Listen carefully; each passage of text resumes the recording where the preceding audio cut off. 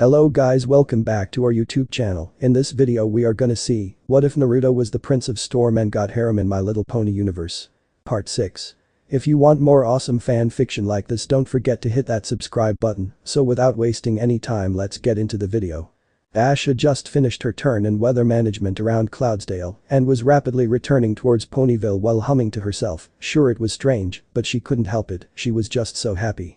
It was not just the simple satisfaction for a job well done or about the new improvement in her times as she flew around. The greatest part came from knowing that she finally had sealed the deal with her cult friend, that they had took the great step. He was finally hers. And hers only. A long cheerful laugh escaped her as she moved through several loops at lightning speed before crash landing on a cloud to watch the small town under her being busy in the everyday back and forth of ponies, her eyes half closed as she lazily left the wind carry the cloud and her on top of it, slowly around. Kissing, cuddling, sharing breath. Now I see why old couples do this stuff all the time. I can feel him so close when we do that. She said, laughing again while she moved on her back to watch the sky. For 2 days, after what happened after the grand galloping gala, she had kept the prince all for herself, squeezing out every single moment of free time. Both of them had so to spend it together, either flying or talking or cuddling or kissing or well, repeating the performances of their first time together too from time to time, and with some added variations of the daring kind thrown into the mix whenever they felt like it. His cloning trick is so versatile. She muttered, shivering in delight. It was then that a strange stray thought momentarily flashes through her mind, making her stop reminiscing her past romantic moments with her cult friend and take a thoughtful expression. Why, I have the impression that I am forgetting something. I am sure that it's also something very important. But what the hey is all about? The Cyan Pegasus muttered, uncertain. There she is, she heard Twilight say with a vitriol dripping tone from all the way down in the streets of Ponyville. Why? Dash said, confused before yelping as she went not so gently, magically pulled down through the cloud until she was hovering upside down in front of the pissed members of the Element Bearers group. The two were interested in Maelstrom Night. Oh. Dash muttered weakly, and realization once started having some clue about what she forgot. We need to talk, Sugar Cube. AJ hissed with narrowed eyes. Do we have to? The other answered with a strained chuckle. Yes, Dashy. Pinky said, huffing. Hum along, we'll resolve this in a minute. Twilight added as she dragged the still immobilized Pegasus towards Rarity's boutique. I tried to stop them, but there was no way to talk them out of this. Spike said with an apologetic tone from Twilight's back. I am very disappointed in you, my dear. I never thought you would have been capable of this. Said Fashionista, said, sighing. It was very rude of you, Fluttershy added. Soon the group reached Carousel Boutique and silently moved to the back, where a lone chair had been positioned in the middle of the room with a lamp already flashing its blinding cone of light on the empty seat. Can I at least know what I have done? Dash asked, confused as she was dropped on the lonely chair of the elegant shop as soon as the door went locked. 2 days, Dash, Twilight hissed as she and the others nailed the mare with a group glare that had her almost literally shrink in her seat. 2 days? You're hogging thaw goods. AJ roared as she went nose to nose with Dash, making her let out a strangled yep. In answer. What AJ is trying to say is that we had an accord. In exchange of our help in dealing with the law of refusal, we would have had our own chance of spending time with the prince. You broke our accord by simply sequestering him for 2 days straight, stopping every pony bar Princess Luna and Celestia from interacting or even seeing him. Twilight explained. I did? Dash asked, dumbfounded. Yes. You did. The farmer of the group answered bitterly. But that law is no longer valid. I have no obligations about sharing my stallion. She answered, indignant. Sigh. That much is true, I'll give you that. Twilight admitted, sighing. Aha. So this meeting is useless. I win. The Cyan Pegasus said, ecstatic. Sensing her friend's mounting sadness along Dash's own inflating ego, Rarity decided to intervene herself and use a little bit of dirty tactics to return things to a better, in her opinion, status quo. So you are so loyal to your friends to be ready to forget your promise just for the sake of your selfish wish to not share him? The Fashionista asked with crossed hooves. The Pegasus groaned in surprise as she could almost taste the revolted reaction of the element of loyalty inside her at the apparent painful jab of the unicorn. That was a low blow, Dash muttered with a groan as the ache didn't stop. I am merely pointing out that so much unloyalty coming from you is very mean and that your friends are getting saddened because of it. You selfish little mare. Rarity said, nonplussed as the others behind her had by now caught up with the ruse and were now sporting huge tear-filled eyes and trembling lips while letting out exaggerated sniffles and sobs at random intervals. Arg. Reacting as if punched, the mare fell on the floor with a pain-filled gasp. Okay. Fine. You others can spend some time with him. Just stop pulling on my element, that's hardly fair. Dash yelled as she finally caved to the pressure. Good. Luckily I have with me the timetable I casually made in my free time detailing when and for how long each one of us will spend time with Maelstrom. Twilight said with a victorious smile while showing a rolled up piece of parchment, she and the others switching mood in an instant as soon as the mare admitted defeat. Casually? Rarity asked, biting back her laugh with difficulty. I am an organized mare, so what? The purple unicorn answered, huffing. There is being organized and then there is being obsessive, sugar cube. AJ said, snorting. I am not obsessive. The table about the color of his fur, Twi. Spike muttered. Silence. She hissed back with a glare. Let's see this timetable then. Maybe we can have some idea about how to do this. Pinky said, shrugging. It's all here, perfectly clear and made in the perfect way to make every pony happy. The element of magic said with a proud expression as she unfolded the even too detailed scroll on a near table. See? All perfectly planned. Why? AJ asked, uncertain. Yes. Correct me if I'm wrong, but do I have the shift going from 4 AM to 6 AM or I'm reading it the wrong way? The mare asked with narrowed eyes. Me too. I only have the second Friday of each month and only if those coincide with a full moon. Pinky added, shocked. I don't think I can wake at 3 AM to have a date with him, and I don't think he can do that either. Fluttershy said, pointing at her own name on the timetable. And since we are here, I can't even find my name in this. Twi, are you trying something? Dash asked with crossed hooves. That's true. In comparison you seem to get all the better slices of time. Dinner and lunch as well as evenings, especially the ones near sunsets for romantic walks in the park or in the forest, also added under the suggestions note under your name. Counting the obvious moments in which he and you others have free time to spend for yourselves, I think you had been fairly unfair in preparing this. Rarity said with a scolding tone. I am not answering to those baseless accusations. Twilight answered while pretending her face was not red in a mixture of shame and embarrassment. It's not baseless if there are written proofs. Rarity answered. What proofs? The unicorn asked as with a flare of her horn, the parchment turned to ashes in an instant. That's cheating, Pinky muttered, making AJ nod in answer. You know what? I'll be the one to decide who goes first. Dash said with an annoyed huff. Shouldn't we also hear what he thinks about this? He is not an object we can share freely. Fluttershy answered. Yeah, you are right. Sigh. Okay, we will talk with him about this and try to find a solution together. I am sure he will be happy. What man wouldn't? Spike said, shrugging. The man that doesn't use his privates to think, like him and you, Spike. Where is Prince Maelstrom now? Dash. Rarity asked. In his old village, they had an issue they needed his help to resolve. Issue? Pinky asked. Something about their moon, I think. I wasn't listening, and the duck-butt-haired human that came to take him away talked really fast while dragging Melee through the portal. Dash answered, uncertain. Oh. I hope it's nothing too difficult or dangerous. Twilight said in surprise. Ninja Planet Moon. The Oran Horse. Why you Oran Horse? And why the freak I am losing to a pastel-colored horse? Toneri screamed at the top of his lungs in disbelief. You can't understand why. Let's see where you started freaking things up so badly to have this happen then. You kidnapped a girl, brainwashed her so she could love you, that's bad because it removes her free will, and it's cheating because like that, you don't have to go through the painful and humiliating courting stage. You also planned to destroy the world and had the gals to cut the moon in two just to show off your power.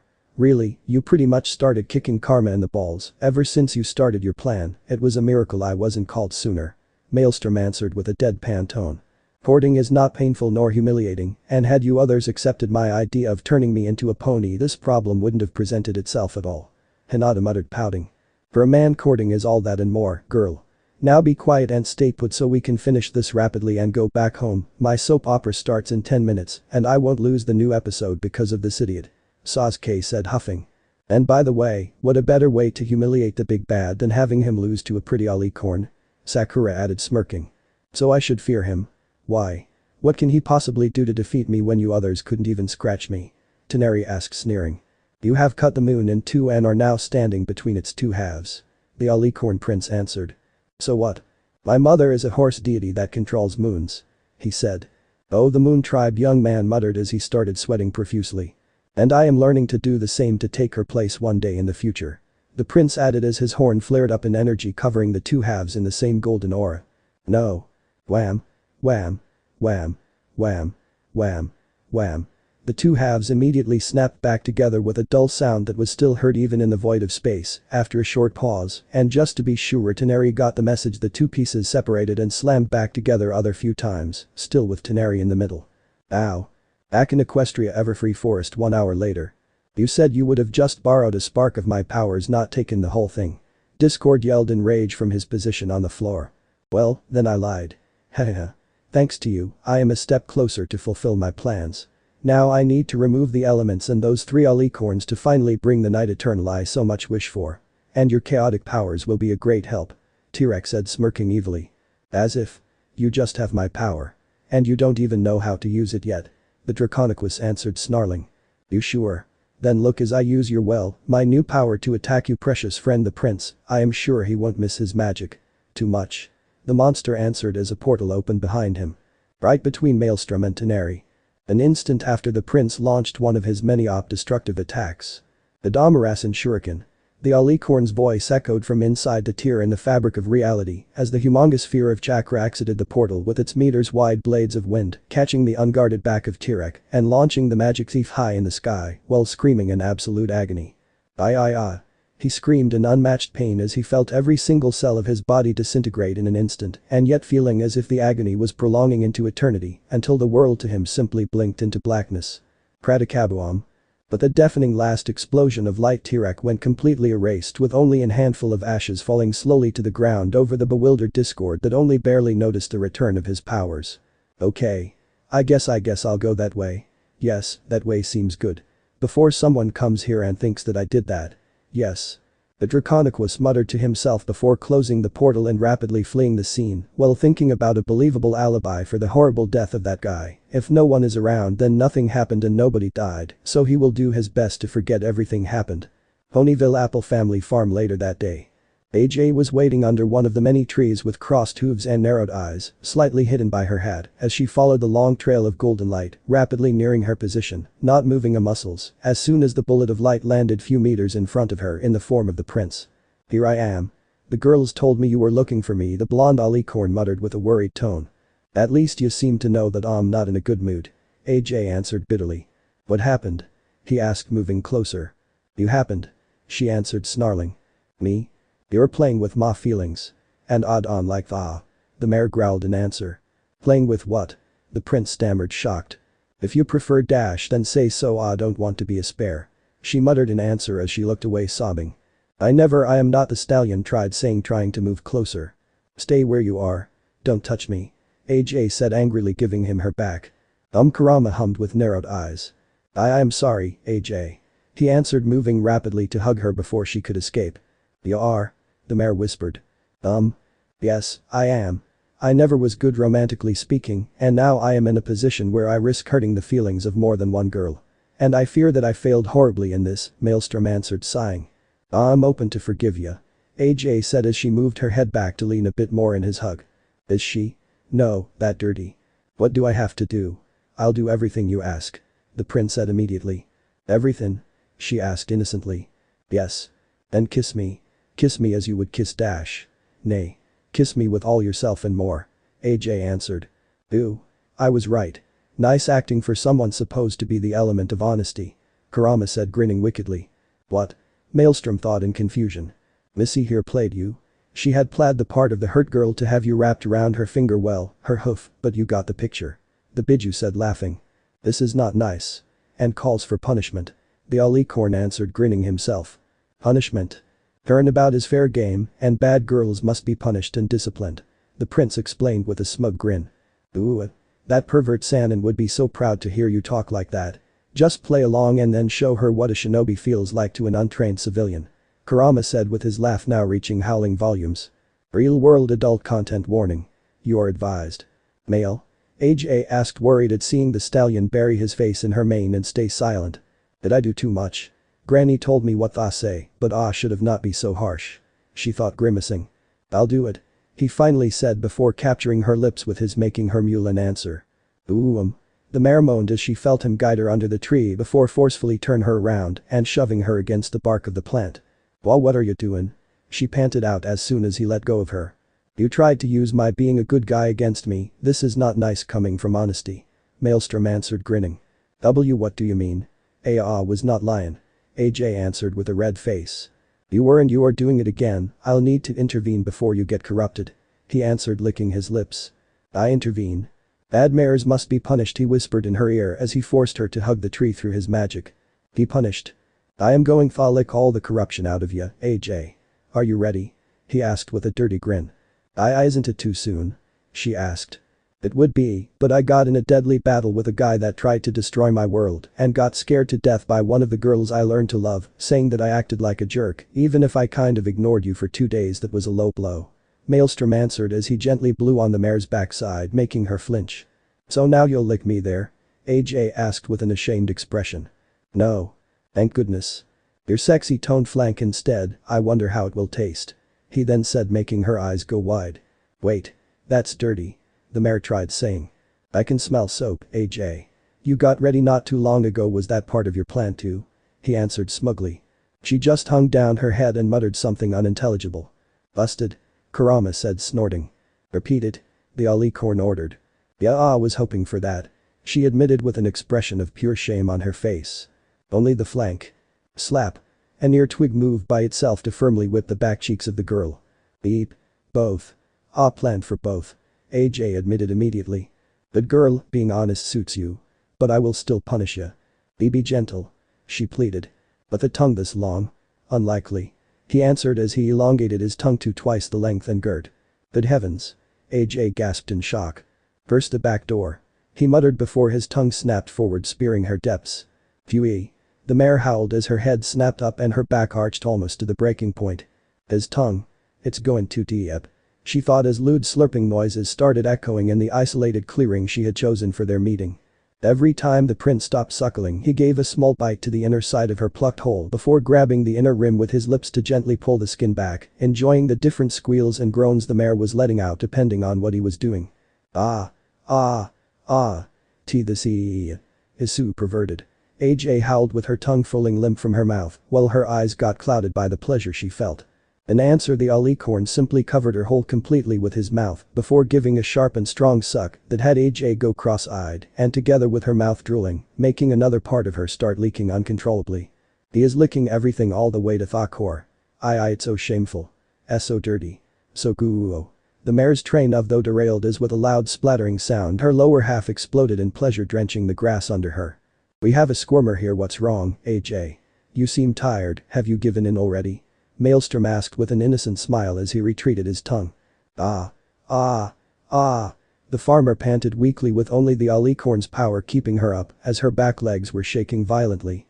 One is a wide gaping hole now, shall I tend to the other and clearly needy hole? The prince asked while giving a long and slow lick to the mare's maidenhood. Hot. AJ whimpered as she bucked her body back towards the stallion. I'll take that as a yes. Bon appetit. He said before gleefully covering the drenched lips with his mouth to explore the new depths with his long tongue. The mare shrieked as her now hypersensitive flesh went assaulted by the warm intruder that didn't waste a moment before mercilessly moving around, tasting every small corner of her. She tastes like apples. Maelstrom thought in wonder as the surprising good taste made him ravenously hungry for more. To his surprise, AJ managed to lift her back legs and lock them behind his head, forcing his face to be buried in her butt and his tongue to go as deep as possible before her biggest orgasm yet caught her like a ton of bricks. The mare bellowed, letting out an ear-piercing cry of pleasure as she showered her lover's face with an explosion of juices before dropping her head to gurgle incoherently. What the hey is happening here? Big Mac screamed in horror as he joined the scene. Big Mac. Icon excellent.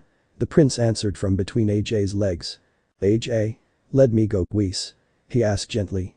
More, the mare answered like a broken record as she kept rubbing her womanhood on his face to keep the licking going. Elf. The prince pleaded sheepishly. I'm gonna murder you. Thud. The farm stallion roared in answer right before a purple aura covered his head, making him drop down snoring. But the something made him sleep. Kurama said, surprised. It wasn't me, but whoever helped, I am grateful. Now it will be better to disappear before he wakes up. Maelstrom though in answer as he finally disengaged a still rambling mare from his face to take her away with him. Come with me. We'll hide in the library. Twilight yelled from not too far away and signaling him to follow her. Thanks Twi, he said elated as he followed her. Not far away, Dash and a completely deep red Pinkie Pie were still hiding in the bushes where they have been spying the couple. So Twi was here too, eh? Dash muttered sneering. Oh dear, Pinkie answered shocked. Watching has nothing on trying it. Trust me. The Cyan Pegasus answered shaking her head. Does it feel that good? It's mind-blowing. Earth-shattering, very addicting. The other answered, shivering at the memories. Can I try? The mayor asked. Only if I take part 2 to the thing, I am tired of watching. Okie dokie. The pink mare answered, nodding. Ponyville Twilight's domain, aka library. A long escape through the last trafficked routes later, the trio of entered the local and moved in the back. Leave AJ there, we'll wait for her to wake up. Twilight said, pointing on a small bed she had for some reason prepared in a corner. Thank you for your help. Maelstrom answered as he gently moved the now sleeping mare on the thing. To reduce a poor girl like that, you have been a bad stallion. Twilight answered with a low, dangerous tone while looking at AJ. Why? The prince asked, worried. Discipline. The mare yelled as she magically shoved the Alican back first against the wall, before blocking his front legs above his head. Whoa. He could only gasp out an answer as the purple unicorn loomed above him.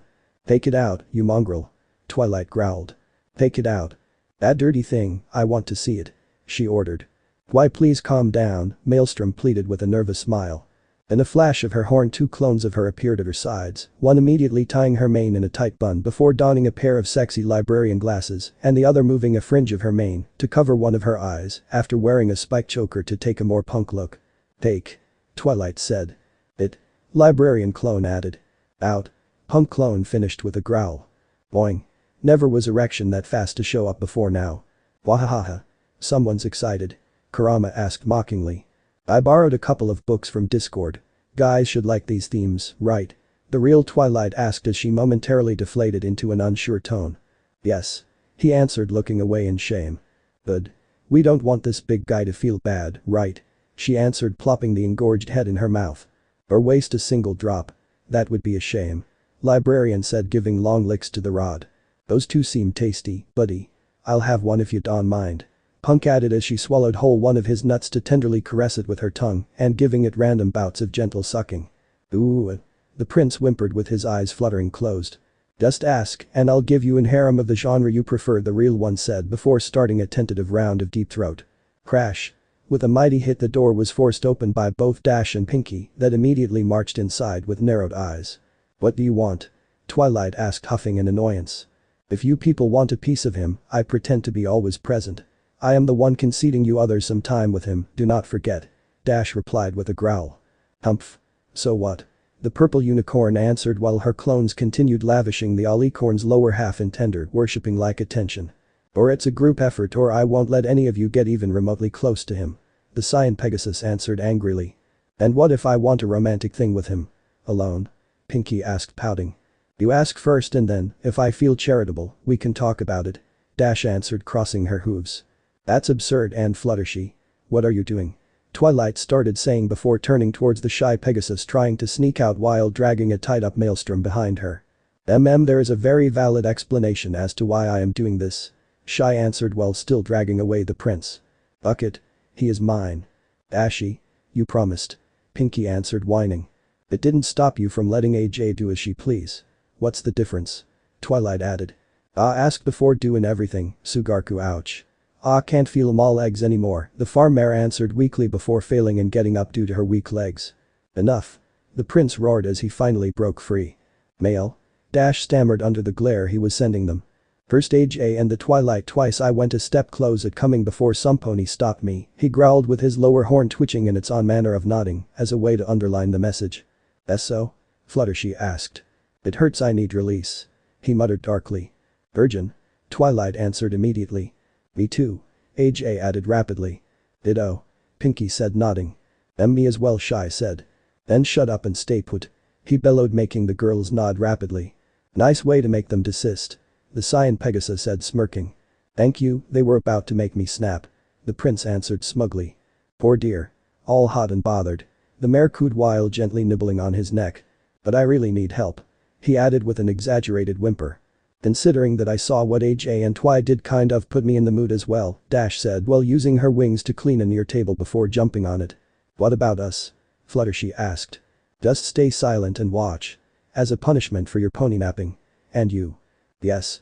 The prince asked. Take me here on this table. She then said with a vindictive gleam in her eyes. Are you stealing one of Twilight's fantasies? Doing it in the library? Consider it a punishment for what she was doing, now come here. I want my stud. The mare answered with a wink. Of course, dear. The alicorn answered with an obedient nod before pouncing. It's unfair. Pinky whined as she and the others were forced to just sit through the thing doing nothing. That was a low blow. AJ added sighing. At least you had some fun instead. I am the one watching some pony else live my fantasy. Twilight answered with her own whine. What is she, oh dear? Fluttershy tried asking before the two inside started for real, once discarded the foreplay session. Darn, that seems cool. AJ said as she and the others moved their heads to the side to try understand what was happening, while Dash kept screaming herself hoarse in pleasure. I am pretty sure a pony's back shouldn't be able to bend like that, Twilight muttered with a raised eyebrow. Later that night, Canterlot Celestia's room. The Sun Princess was calmly brushing her mane before going to bed while lost in thought, her mind drifting to the smiling face of her nephew that had returned only a couple of hours prior, with a completely satisfied smile on his face and a completely relaxed posture. I bet he has spent a lot of time with his mare friend, she muttered with a tiny sigh. Jealous? A male voice asked amused from behind her. Melee? The princess asked shocked as she turned around to look at him. Even with such an huge mirror you never saw me coming, do we have our minds someplace nice, your majesty? The blonde alicorn asked as he moved closer. I was just thinking, she replied. About me and Dash? He asked. Among other things. She admitted, now with the stallion standing barely few inches from her and forcing the older mare to hit her nightstand with her back as she stepped away from him. Are you okay? He asked as he leaned closer to give a shy sniff to her mane, making her blush crimson. What are you doing? She asked as she leaned back even more.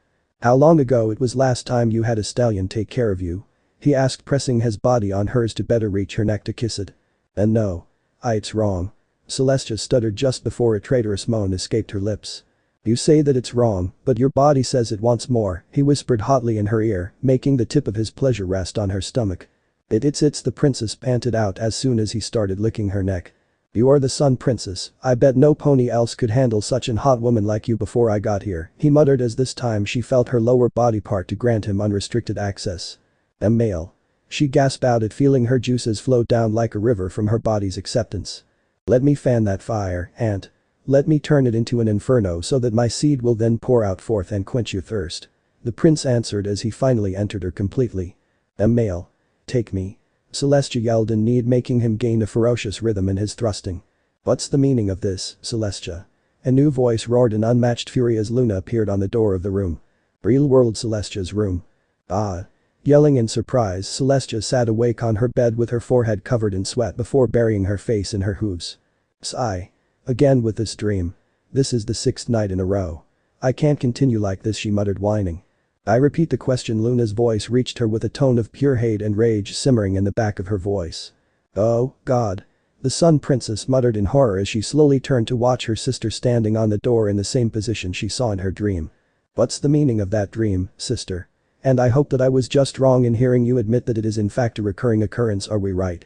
Luna asked again as her mantle had already started turning midnight black. Luna. I can explain. This means nothing. The Sun alicorn yelled frantically. Celestia.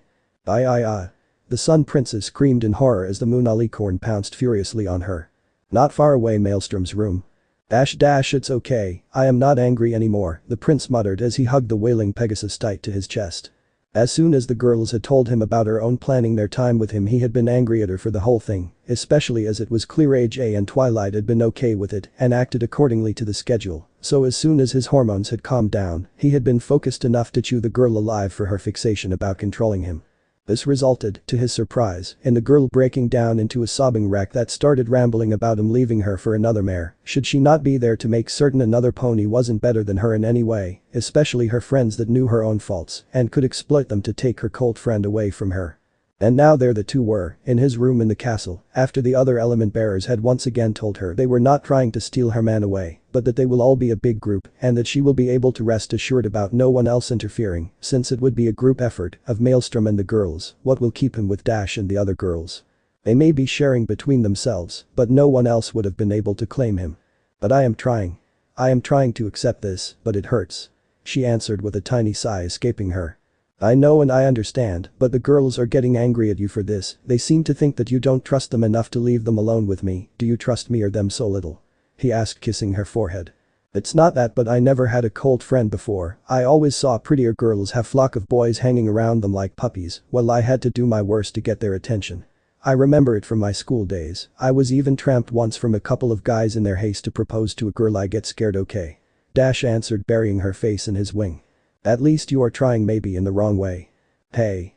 But I and them know you are giving this a try, no matter how hard it is for you. You just need to tell the girls the whole truth. Maelstrom proposed. Tell them what? That I am afraid. Insecure. That I saw in them a menace because I believe them having better chances at having you? She asked with narrowed eyes. If it helps my little Dash to have more faith in herself as a girl, then yes. The prince answered, smiling. They will never understand, the Cyan Pegasus answered defiantly. Good thing then that we eavesdropped, dear. Otherwise you will never have told us a thing, or, heavens forbid, used the wrong words and created a mess with a misunderstanding. Rarity said, sighing as she and the other elements entered the room. What? Dash yelled with wide eyes. You are too used to play the strong independent woman to actually manage something like telling how you truly feel, so I made sure to have them listen as you did it with me. Maelstrom answered, smirking. You manipulating stallion. Dash said, slapping his wing with hers, with her face being completely red in shame. Sigh. You're hopeless, sugar cube. I'm not stealing him from ya, but sure as there are apples in a tree I want some of tha goodies. AJ said, shaking her head. Me too. Me too. Pinky said, jumping on the spot with a wide smile. We just asked to let us have few moments with him, okay, without a timetable. Twilight asked before adding the last part after a group glare of the others. Really? Dash asked weakly. No stealing or under huff tactics, promise. The girls interested in the prince chorused. Still not convinced? Rarity asked, amused. Earls. Dash bellowed as she flew in a straight line towards her friends for a group hug. Do you think we managed to help her understand? Maelstrom asked, smiling. If not completely, I guess we can easily say we are 90% done and a step close at managing to have this hurt thing work. Rarity answered, shrugging. Few bumps are to be expected. He said, nodding. But on the bright side, like this she won't have to worry about other mares interfering, all of them will literally tear to pieces whoever tries. The fashionista added. Yep. I don't envy the idiot that will try something. So? Are you calmer now, Dash? Fluttershy asked, concerned. I feel better, that's for sure, thank you for not trying to take him away. The mare answered with a small smile. Just as long as you don't hurt him, I'm okay with everything. AJ answered, winking. Can we ask you to take us home? Like that you and Dash will have some alone time. Twilight asked. You sure? Maelstrom answered. Yep. As a show of good faith, we'll leave you alone tonight and then tomorrow we'll try to work out a better way to make this work together. The unicorn answered, smiling. I'll summon a toad and see if they can take you back to Ponyville. The alicorn answered, jumping out his room window. Be good, Dash, and do not exaggerate, both of you still need to sleep properly. Fluttershy asked as the giant body of Gamabunta covered the window. Why should I? Dash asked back.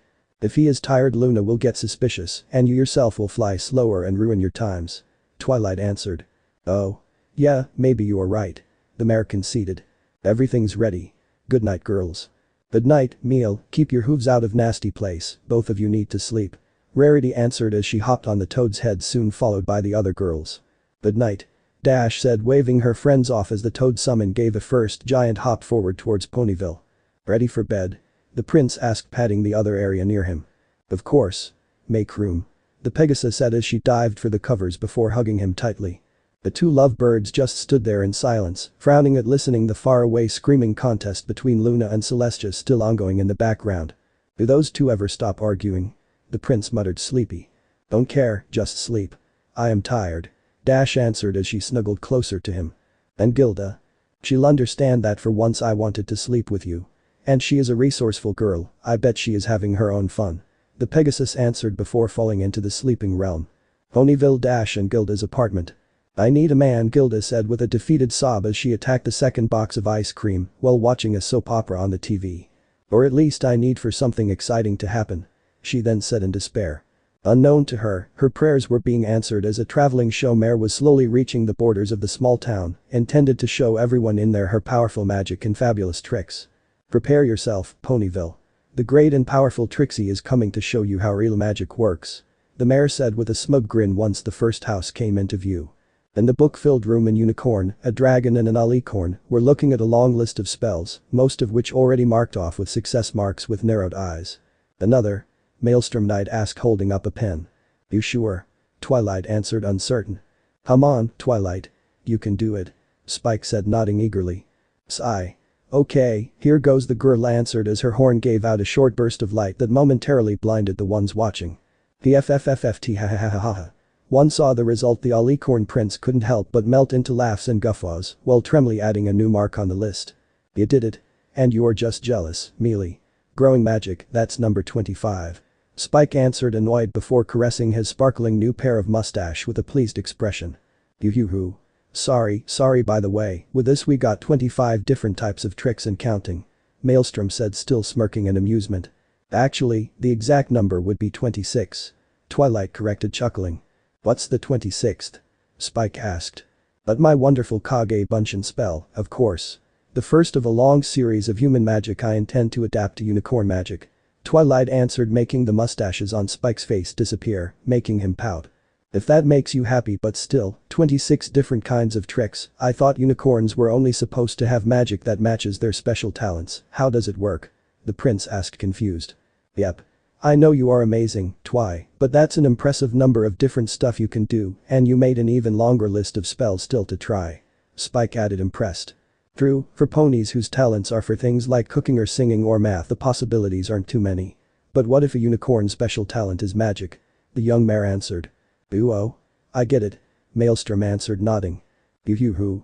You two defile the rules, Alicorn or not, you should be only good at wind-related and moon-oriented magic, the latter thanks to Princess Luna's status as an Alicorn the moment you were conceived. But you have been trained in human magic thanks to the chakra inside you got from that fox in your body. It's a rare event, but there can easily be ponies able to possess great magical abilities outside their talent. She answered with a short giggle. Like you, Twilight, you do know a ton of magic. Spike said proudly. Yep. He is right. The Alicorn added, smirking. Oh, stop, you two. I'm sure there are lots of ponies right here in Ponyville that know just as much magic as me. Twilight answered, waving the duo off while blushing. Are you kiddin'? I don't think there's another unicorn in all Equestria with your kind of ability, Twilight. Spike said, annoyed. And neither there is a cuter one, Maelstrom added, moving closer to rub his cheek on hers. On, not in front of Spike, she answered with an even redder face, while returning the gesture, sighing lowly. I am going. Wait until I am gone. The small dragon shrieked with a gagging tone. Mail. Heads up for the mail. A new, young voice yelled as a Pegasus flew near the window. The letter for his sexiness, Prince Maelstrom. With the compliments of Mad Speedster's mail system, please sign here. The mailman dressed mare said, holding a letter in her mouth. His sexiness? The prince asked, laughing, once accepted the letter and signing the receipt. I find it fitting. Until next time, and thank you for choosing New York's premier Pegasus postal service, and remember. If you don't get the letter in a day, you can pluck our feathers away. I.e. The postmare answered, smirking before zooming away at high speed. Who's the sender? Twilight asked. It's Blueblood. He answered, surprised. What does he want now? Spike asked. He wants to meet me, says that it's important, either he wants to make peace or he wants revenge. Maelstrom answered, shrugging. Revenge? Twilight asked. Read the postscript. P.S. This is in no way a trap, cousin. I have not gained an artifact of immense power, nor I want to use it to hurt and humiliate you badly before attacking your friends as well in childish pettiness, nor is this a suspiciously specific denial, it isn't, okay? So do not expect a trap or a revenge plan or a surprise attack once your guard is down. I just want to deal with our differences once and for all, wahahaha. He even transcribed the evil laugh. Twilight said with a groan once read the postscript aloud. He is an idiot. Spike said in disbelief. Spike. The mayor answered, scandalized. He is right, my cousin is an idiot, and by how shaking is his writing, he is not even right in the head, so whatever it is, he is not okay. Sigh. It's been a while since I delivered a therapy no jutsu. But it's nice to practice every once in a while. Maelstrom answered, cracking his back with a pleased moan. Therapy no jutsu? Kick the ass of the bad guy so badly they turn good. It's pure violence used to teach a life lesson modestly, I am pretty good at it. The prince answered as his body got covered by the flaming golden aura of the six-path sage mode. So you are going? Twilight asked sadly. I'll be careful, but if I don't accept the invitation then the idiot will do something stupid. I'll be back soon, promise. He answered, kissing her cheek. I'll hold you on that. The unicorn answered, nodding and watching the Alicorn sprint away, soon enough leaving behind the deafening bang of his breaking the sound barrier. Sigh. Up for a walk? I feel like having a hayshik. Twilight asked, walking outside. Humming. But can you give me back my mustaches? I want to see if Rarity likes them. Spike said eagerly. Spike Twilight answered sighing while shaking her head. Bangway. Coming through. Aw. Snips, snails. What's going on? The small dragon yelped as he barely had the time to dodge before a couple of unicorns ran over him. Wah, haven't you heard? Snails asked surprised. Heard what? There's a new unicorn in town. The other answered. Yeah. They say that she's got more magical powers than any other unicorn ever. Snips added excited. Really? Twilight asked surprised. Aw, no way, that honor goes to Twilight here. Spike answered huffing. Shush. Where is this unicorn? The blushing element of magic asked. Oh, she's in the town square. Come on. Snails answered hurrying away. Yeah. Ha ha ha ha. Come on. Woo-oh. Snips added as he joined his friend laughing all the way. If only those two would not get excited over everything, one might actually think this unicorn is worth it, Spike said sighing. I am still curious though, Twilight said as she and her small assistant moved towards the town square. A short walk later, town square. Once reached the place, both unicorn and young dragon found out that welcoming the newly arrived mysterious unicorn, there was a large crowd of people gathered in front of a small traveling caravan, sitting quietly in wait. Howdy. Hi Twi. Hi Spike. AJ said, welcoming the two with a wide smile. This way, dear. Up in front, I want to see this supposedly powerful unicorn close, even just to justify this ruckus that has thrown the whole town into a frenzy. Rarity said while moving Spike on her back. Still, whoever this pony is, they won't be as awesome as me, that's for sure. Dash added smirking. Ego problem, Dashy. Pinky said smiling. Gee. She answered crossing her hooves. It was in that moment that in a show of transformation that would have shamed Michael Bay and his Transformers movie franchise, the small caravan opened into a wide stage with a tall purple curtain and a small planet, a swirl and a rocket appearing hanging over the stage. Come one, come all. Come and witness the amazing magic of the great and powerful Trixie. A female voice boomed as a fanfare resounded from the stage along a blinding explosion of fireworks, making everyone gathered go ooh. In awe. As soon as the smoke dissipated, a cyan-colored unicorn with ice-white mane appeared on the stage, wearing a purple mantle and wizard hat covered in stars, her entrance welcomed by a shower of light making her sparkle. People of Ponyville. She said with blazing eyes as she looked at everyone gathered in front of her. Watch in awe as the great and powerful Trixie performs the most spectacular feats of magic ever witnessed by pony eyes.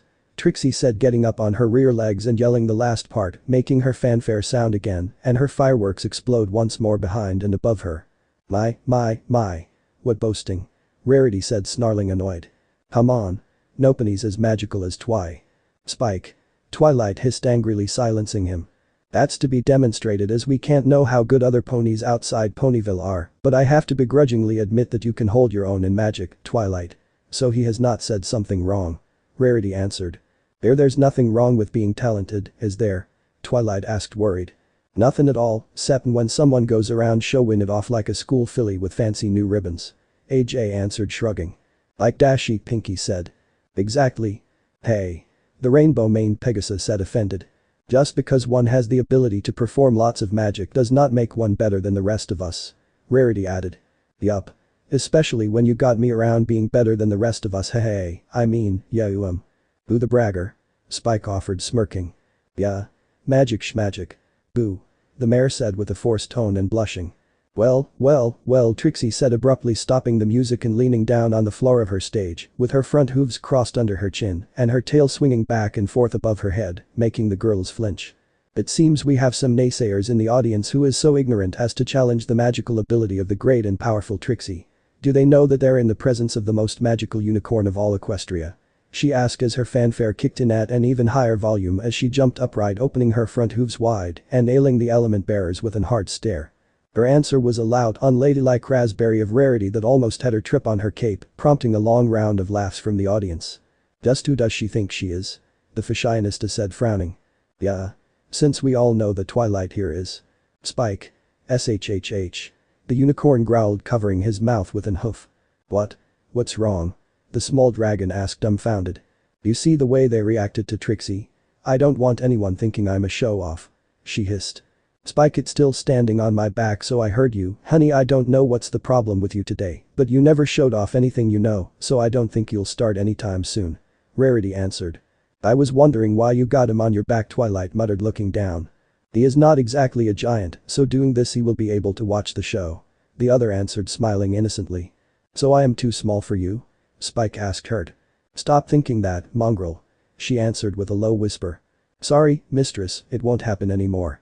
He said smiling relieved. Good. Trixie is still waiting. Who dares put into discussion her immeasurable power? The showmare asked smugly. Okay, great and powerful Trixie. What makes you think you're so awesome, anyway?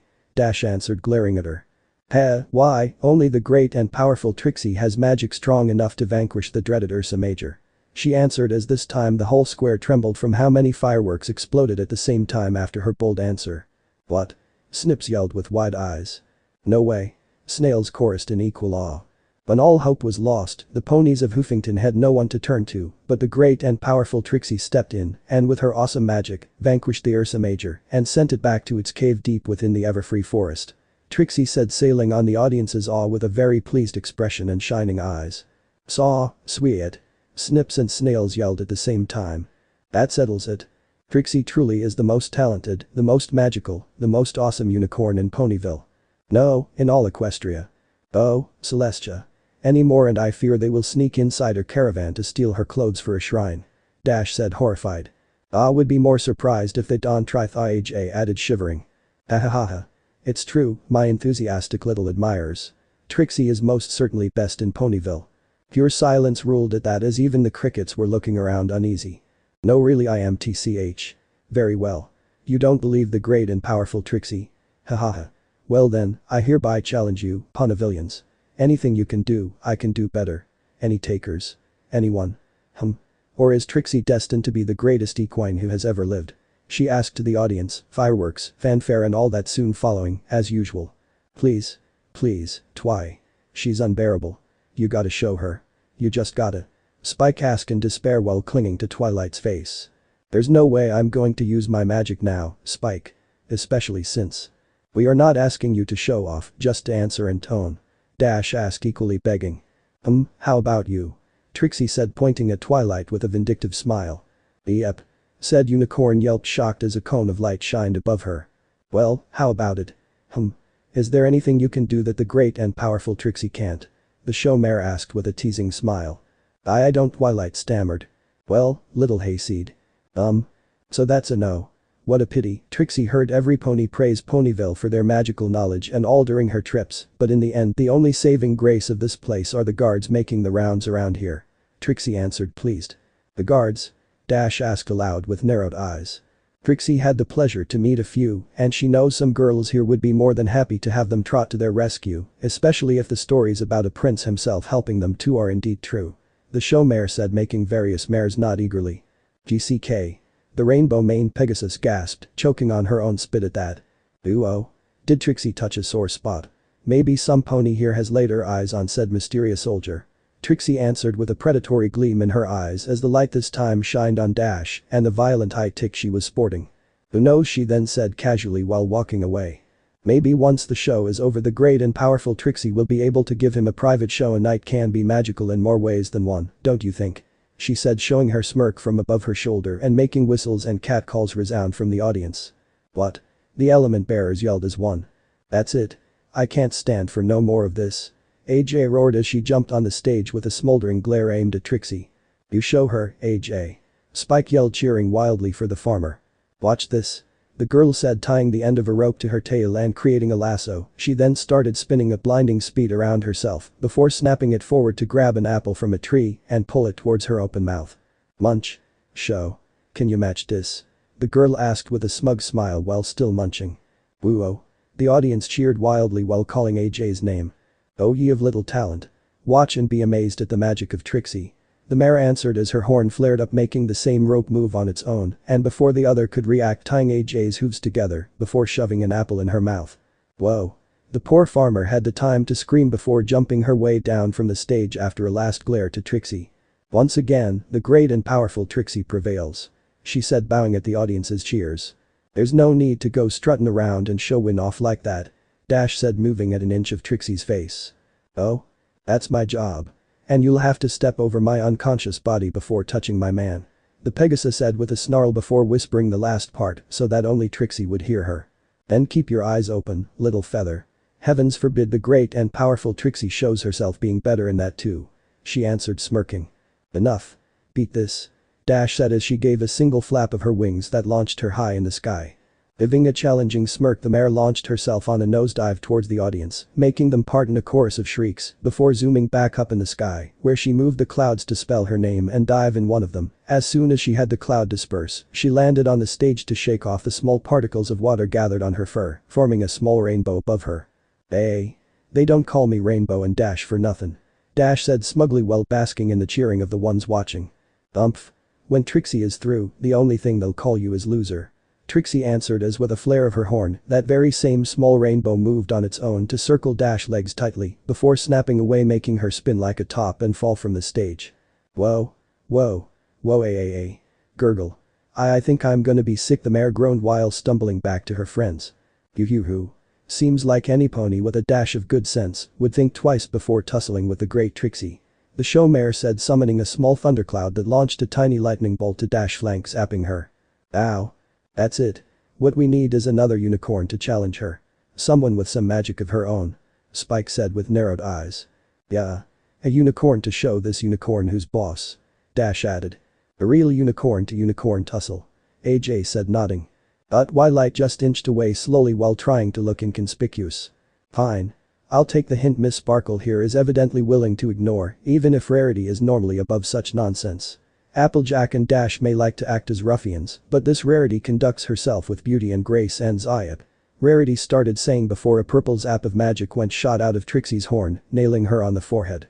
Ooh, what's the matter? You got a hair out of place in that rat's nest you call a mane. Trixie said, smirking. My mane. The fashionista asked with a dead voice as she summoned a small mirror to look at her mane, now turned into a shapeless blob of green tousled hair.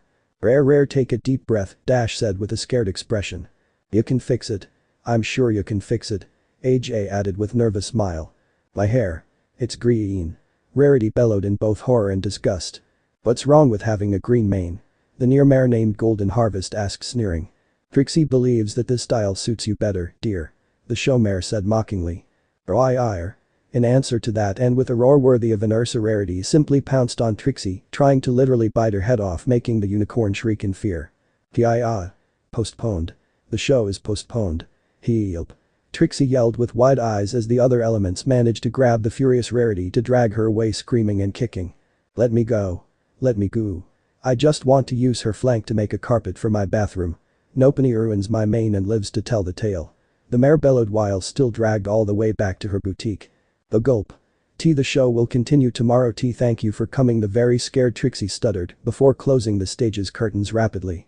As the audience dispersed, only Snip and Snails remained behind, still watching the caravan rapidly transform from its stage from back into its traveling version. You know, Snips.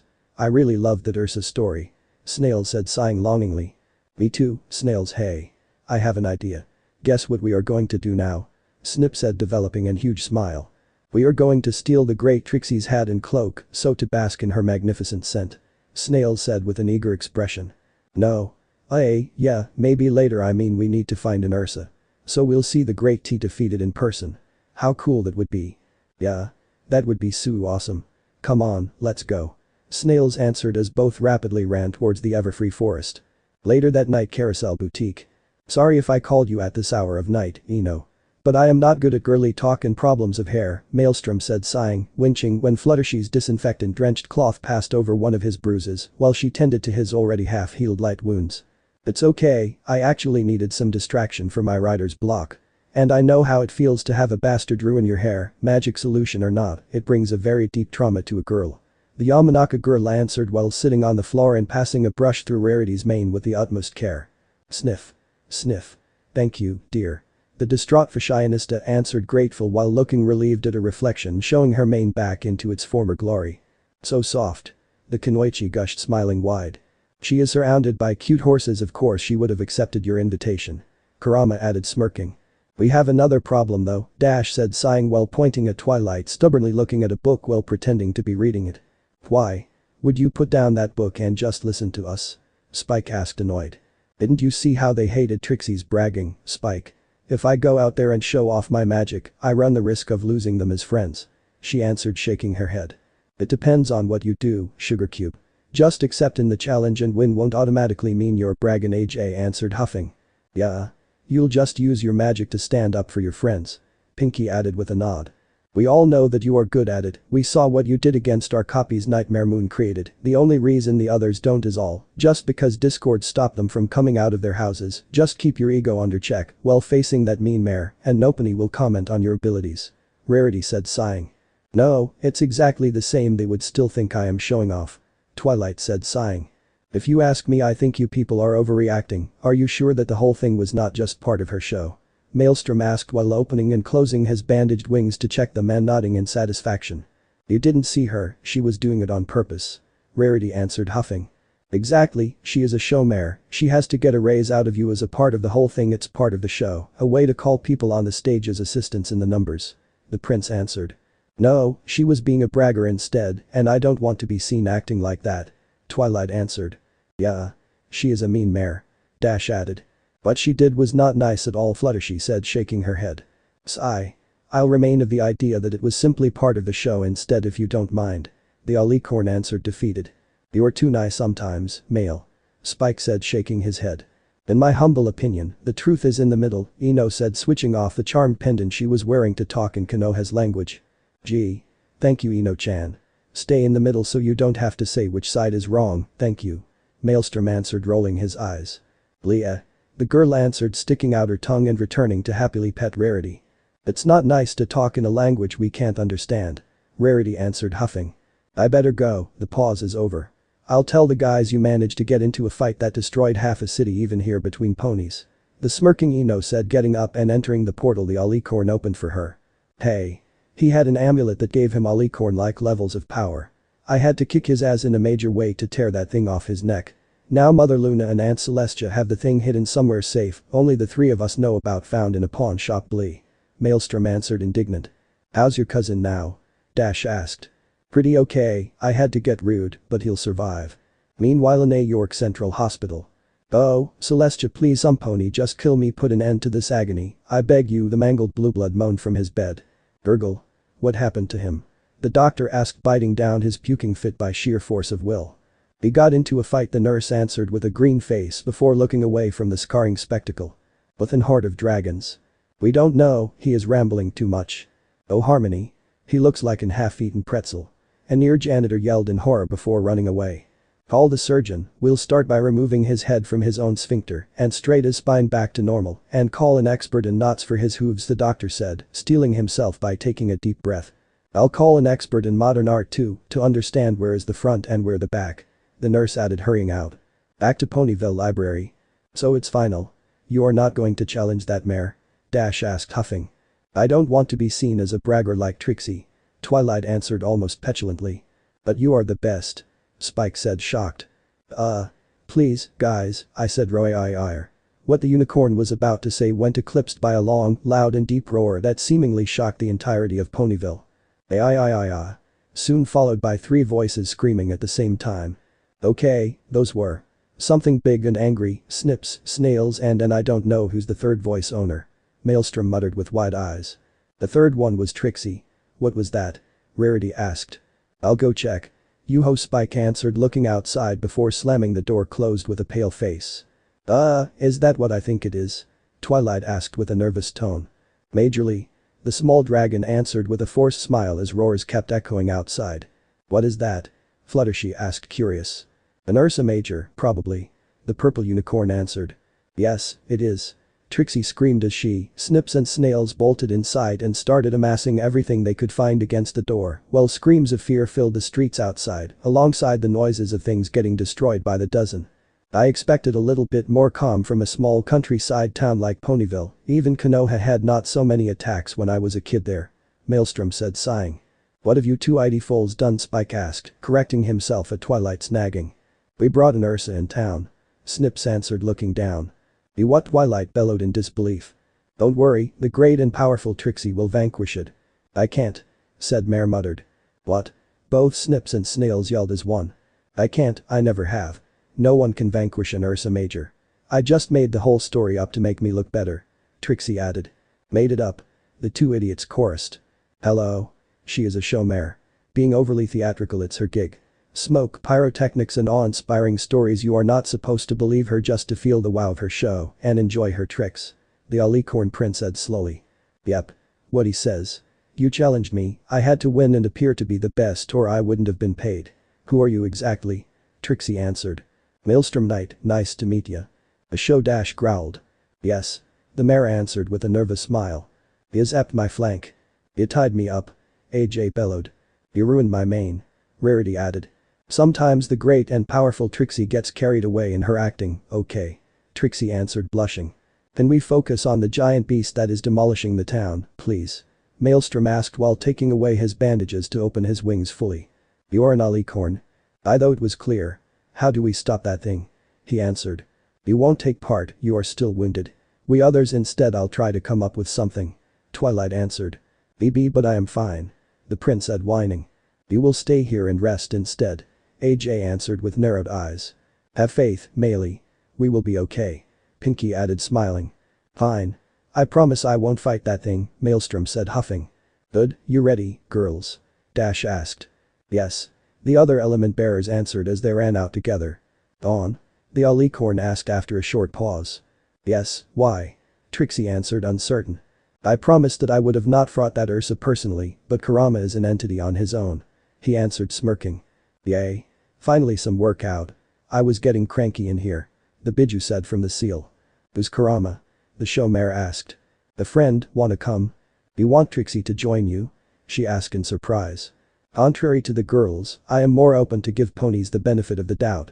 I know you are not a bad girl, even if from what I got you tend to brag a little too much. He answered snorting. Girl? Mare. I meant mare. Sigh. Maybe Trixie really gets carried away a little when she is in the mood of the show. The mare muttered looking at her hooves. Me too, I still like to boast about my being awesome so we are not different, I know it feels good. So? You coming? The prince asked with a gentle smile. Trixie will be honored. She answered. But Twilight and the others. So? Any idea, Sugar Cube? AJ asked. Wait. That's an Ursa Minor. It's a baby. Twilight gasped out as soon as she saw the giant bear-like creature. A baby, that thing is a kid, Rarity said in shock as they jumped aside to dodge a flying card and its owner the Ursa threw at them. If that's an Ursa Minor, then what's an Ursa Major like? Spike asked shocked. You don't want it to know. Twilight answered. Bigger? Dash asked. Much more. Let me guess, a major one is as big as me? A deep voice asked jokingly. Yeah. The purple unicorn squeaked out as soon as she and the others saw the giant body of Kurama. Summoned him out of the seal. I never said he would not have fought that thing. Maelstrom said smirking from the fox head. How did you sneak on us? Fluttershy asked in surprise. Grew up in a ninja world, Missy. Got some tricks myself. Kurama answered with a fanged smile that had even the Ursa whimper. There is no need to fight it, it's not rampaging, it is just cranky because someone woke it up. Twilight said it watching the translucent Ursa keeping distance from Kurama. Snips and snails. The other girls plus Prince said as one groaning. Gotta kick their ass later. Trixie will gladly help you in doing that. Don't stand too close to her. Dash yelled with narrowed eyes. The great and powerful Trixie will stand wherever the great and powerful Trixie wants to. The other answered huffing and actually scooping closer to the alicorn. Talk like that and then don't be surprised if others are annoyed. He said bumping her shoulder. Trixie apologies. Let's just deal with the Ursa, this day has been even too much taxing. Rarity pleaded sighing. Okay. Male. You and Kurama just make sure the Ursa won't run away. Okay. Okay. Both answered annoyed. Can you do that rope trick again, AJ? She then asked. That's a little big thing that tie up. But I can try. She answered uncertain. I can help. Trixie squeaked out once pushed forward by Maelstrom. I don't trust ya, but we need to stop that thing so okay. But I will keep my eyes on ya the whole time. AJ answered grumbling. I guess you can't talk it into calming down. Twilight asked. The poor dear is kind of too angry for that, Twilight Fluttershy admitted. Then you and Pinky help me, I'll copy AJ and use some rope myself. Rarity answered. I'll help AJ then, Dash said nodding. But let's see a lullaby maybe. Twilight said. But something that big. Spike asked worried. It's still a baby, it should work hopefully.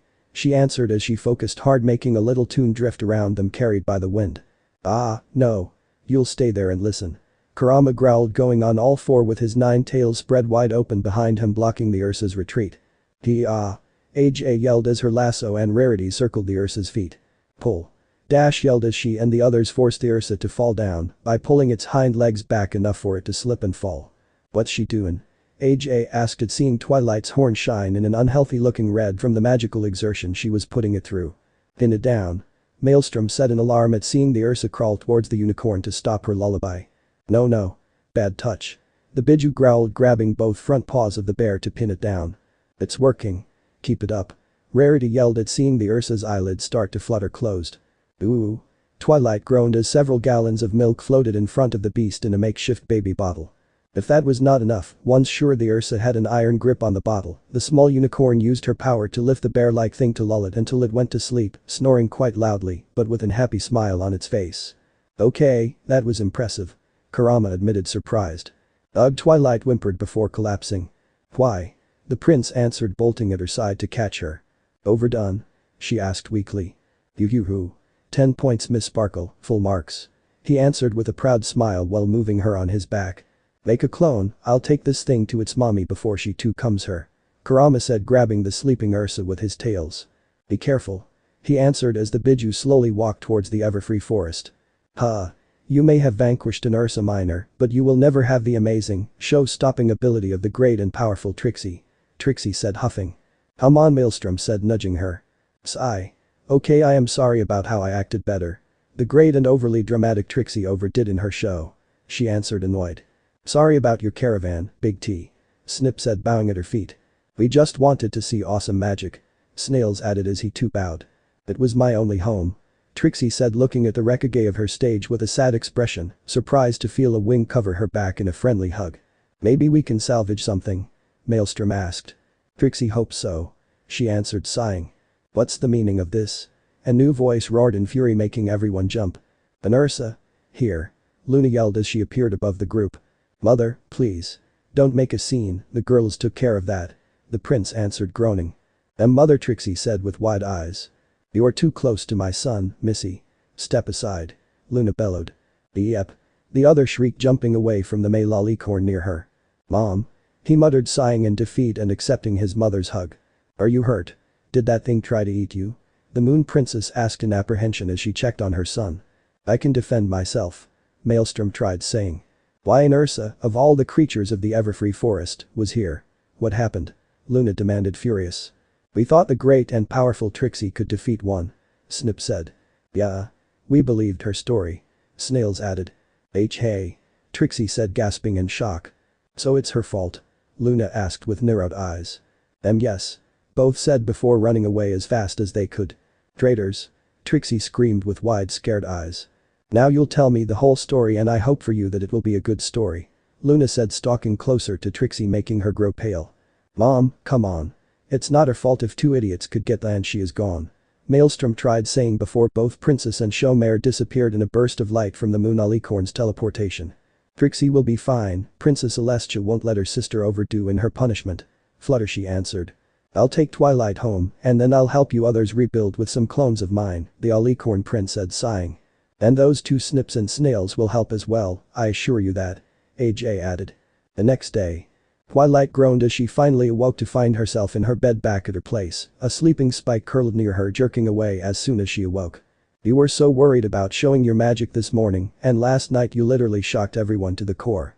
Maelstrom said as he peeked inside the room from the door.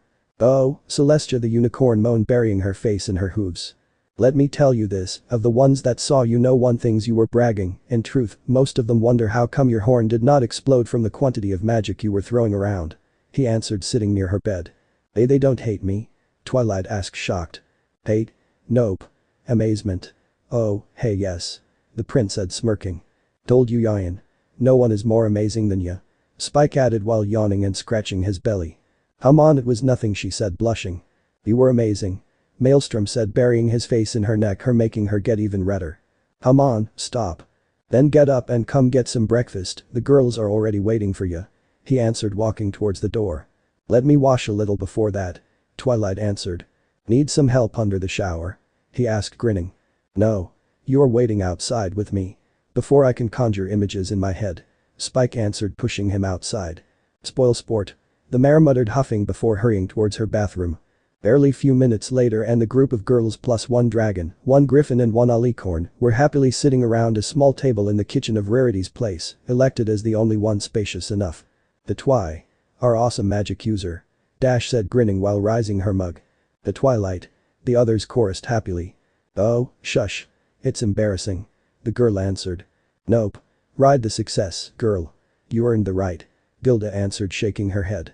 A knocking at the door stopped the small party making Rarity get up to answer, gasping at seeing Princess Luna stand at her doorstep with a pleased smile on her face. Sorry to interrupt, but I have an announcement to make. The Moon Alicorn said walking inside. What is it, your highness? Fluttershy asked. In lieu of the recent Ursa incident I took upon myself to investigate, finding like that in hidden gem I then decided to polish with my own hooves. She answered smugly. In simpler terms, Mom? Maelstrom asked confused. Once I finished verbally chewing off the head of Miss Trixie, I came to an important decision. Luna answered nonplussed. Which is? Pinky asked. Maelstrom, please treat her well, she is going to study alongside you as my second student, so help her revise the previous lessons we had together. Luna answered stepping aside making a grinning Trixie walk through the door. Please treat the great and ready to study Trixie well, Meal. The mayor said standing near the princess. What? Twilight, Fluttershy, AJ, Dash and Pinky yelled as one. She has a great talent for some pony that taught herself how to use magic, and even if more show-oriented, I could not in good conscience let her talent go to waste. The Moon Alicorn answered. And where will she live? Dash asked with narrowed eyes. In the castle back in Canterlot, we have even too many unused rooms. Luna answered nonplussed. I hope you don't mind. Trixie said moving closer to the prince. It won't be me the one you'll have to worry about, I fear Maelstrom answered worried as he himself could feel the group glare the element bearers were shooting to the show mare. Their problem, not ours. Trixie answered, flashing a challenging smile to the girls before kissing his cheek, making them gasp. Don't poke the dragon he muttered. Sorry, Trixie just loves to get a reaction like that from them. She answered chuckling. That's it. You die. Dash screamed as she pounced on the mare making utter bedlam erupt in the room. Sigh. I wonder how it is living on the moon, I bet in this time of year up there is wonderful. Peace and quiet all year long to a stallion's heart content. Maelstrom muttered sighing before joining Luna, Gilda and Rarity in stopping the violent fight between Trixie and Dash. What happened when Twilight discovered Rarity and Spike's relationship? The distraught Maelstrom and element bearers were calmly helping the shocked Twilight to sit on a near puff, the unicorn's eyes never stopping following Rarity's every move. Now Twi take a deep breath the prince said encouragingly. Aye. The mayor answered with a blood-curdling scream of horror. That's not exactly what I meant but is a good start all the same. Now try again. He said with a gentle smile. Aye. The same scream came out, only a tiny bit lower in volume. A little bit better. Now try to lower the volume a little bit more. Aye. Do you want some water, Twi? Your voice is getting hoarse. Pinky offered. Aye. Thank you. Slurp. Aha. Just what I needed aye. Twilight said nodding before screaming once again. This may take a while, go change yourself and untie Spike while we do this. The Dash said sighing. Okay a very ashamed Rarity answered while taking away the leather mask and hiding the paddle she was using. Later that day Konoha pub. So she walked on them and discovered the truth about their relationship. Sasuke asked amused. Yep. Full dominatrix attire and all the toys of the case. Maelstrom answered downing the new dish of sake. And she got mad. Enough to pounce on her? Sakura asked surprised. Pretty much. Took 3 alicorns to disengage her from Rarity before she could commit the first ponticide in our last 1,000 years of history. And she bites when angry. Dash answered nursing the biting marks on her wings. And she gave you a black eye. Sasuke said snorting while pointing at Maelstrom's face. Eh? No. This comes from the angry makeup sex marathon we had after that because she was pissed about me not telling her. It took me 9 hours to calm Twilight down enough for her to finally talk with Rarity in a peaceful manner without trying to punch her. He answered emptying the small bottle in front of him in one go. You were so vigorous. The best night ever. Fluttershy still can't walk straight and Pinky still has to wake up. Dash added sighing longingly. And the black eye then? A green-faced Sakura asked while ignoring Sasuke's choking spite take. She tends to kick during her orgasms and I forgot to dodge. Maelstrom admitted ashamed. Back in Ponyville. Where are you going? Twilight asked. I'm outside. Spike answered uncertain. You're not going to Rarity's place. She seduced you. The mayor answered indignant. It was consensual he answered. No. I don't want to hear. But I can tell you everything if you want. Spike said smirking. No. I don't wanna. Twilight gasped in horror. But I want to. For example there is this thing she does with the riding crop where. La. I am not listening. Twilight yelled covering her ears. And then she takes out the cuffs and… La la la la. I can't hear you. La la la la. The mare shrieked as she ran away in her room, slamming the door closed. I'll be going then. Mistress said she wanted to try something new and Spike yelled from outside, making Twilight go blue-faced in disgust. I don't care. Just don't tell me the details. She shrieked in answer. So I can go? Just get out, you sick depraved dragon. Fox, the one that dreams about doing it with two male clones of male and a female clone of him at the same time. Yep. You forgot to close your diary with your usual spell, Twi. I got copies of some interesting theories you have wrote in there and wish to try with the prince. Spike said smugly. No. The scream of horror coming from inside the bedroom had the dragon chuckle in revenge. I'll be going then, bye. Spike said, walking away whistling. You monster. Twilight yelled ashamed. Actually, I like these ideas. The Alicorn prince said from the ceiling while reading from said diary. Oh, Twilight said, shocked at both his presence there and his admission. Wanna try them? We can send picture to Spike as a revenge, turnabout is fair game if the little hypocrite doesn't want to know about us. Maelstrom said smirking. Oh, only if you want, the mare muttered. Later that day. Aye. Two screams of horror could be heard in all Equestria and even all the way to Konoha and the elemental countries as Spike and Rarity screamed to the whole universe their answer at the detailed pictures Twilight and Maelstrom sent them. Avenged. The Alicorn said smirking as he watched outside the window. Less talking and more bucking, Twilight muttered in answer from the bed while winking at him. Yes, dear. The prince said eagerly. Twilight was standing to attention and wait and watching as the princess made sure no one was listening before sighing and motioning the purple unicorn to follow her. What's happening, your highness? Twilight asked worried. I may need your help for an important mission, one regarding an ancient evil. Celestia answered sighing as both stopped walking to look outside a near window to the gardens under the castle. Escort again? Twilight asked. Not this time, he has found a way to occupy himself, shall we say. Konoha bathhouse in the meantime. So this is how you take notes for your books? The untransformed Discord asked whispering. Yep, Jiraiya style. Now shut up and keep writing. Ino answered while snapping more pictures of the boys and girls bathing in there with the camera he gave her. Yes boss, the Draconiquus answered nodding as he returned to write on a pad what she told him. Back to Canterlot. What's this mission about, princess? Will it need the elements? Twilight asked. Yes, but I am afraid that sending all of you in there will leave Equestria defenseless, so I am forced to ask you this: can you take this risk alone? Celestia answered with a worried expression. Everything for you, your highness.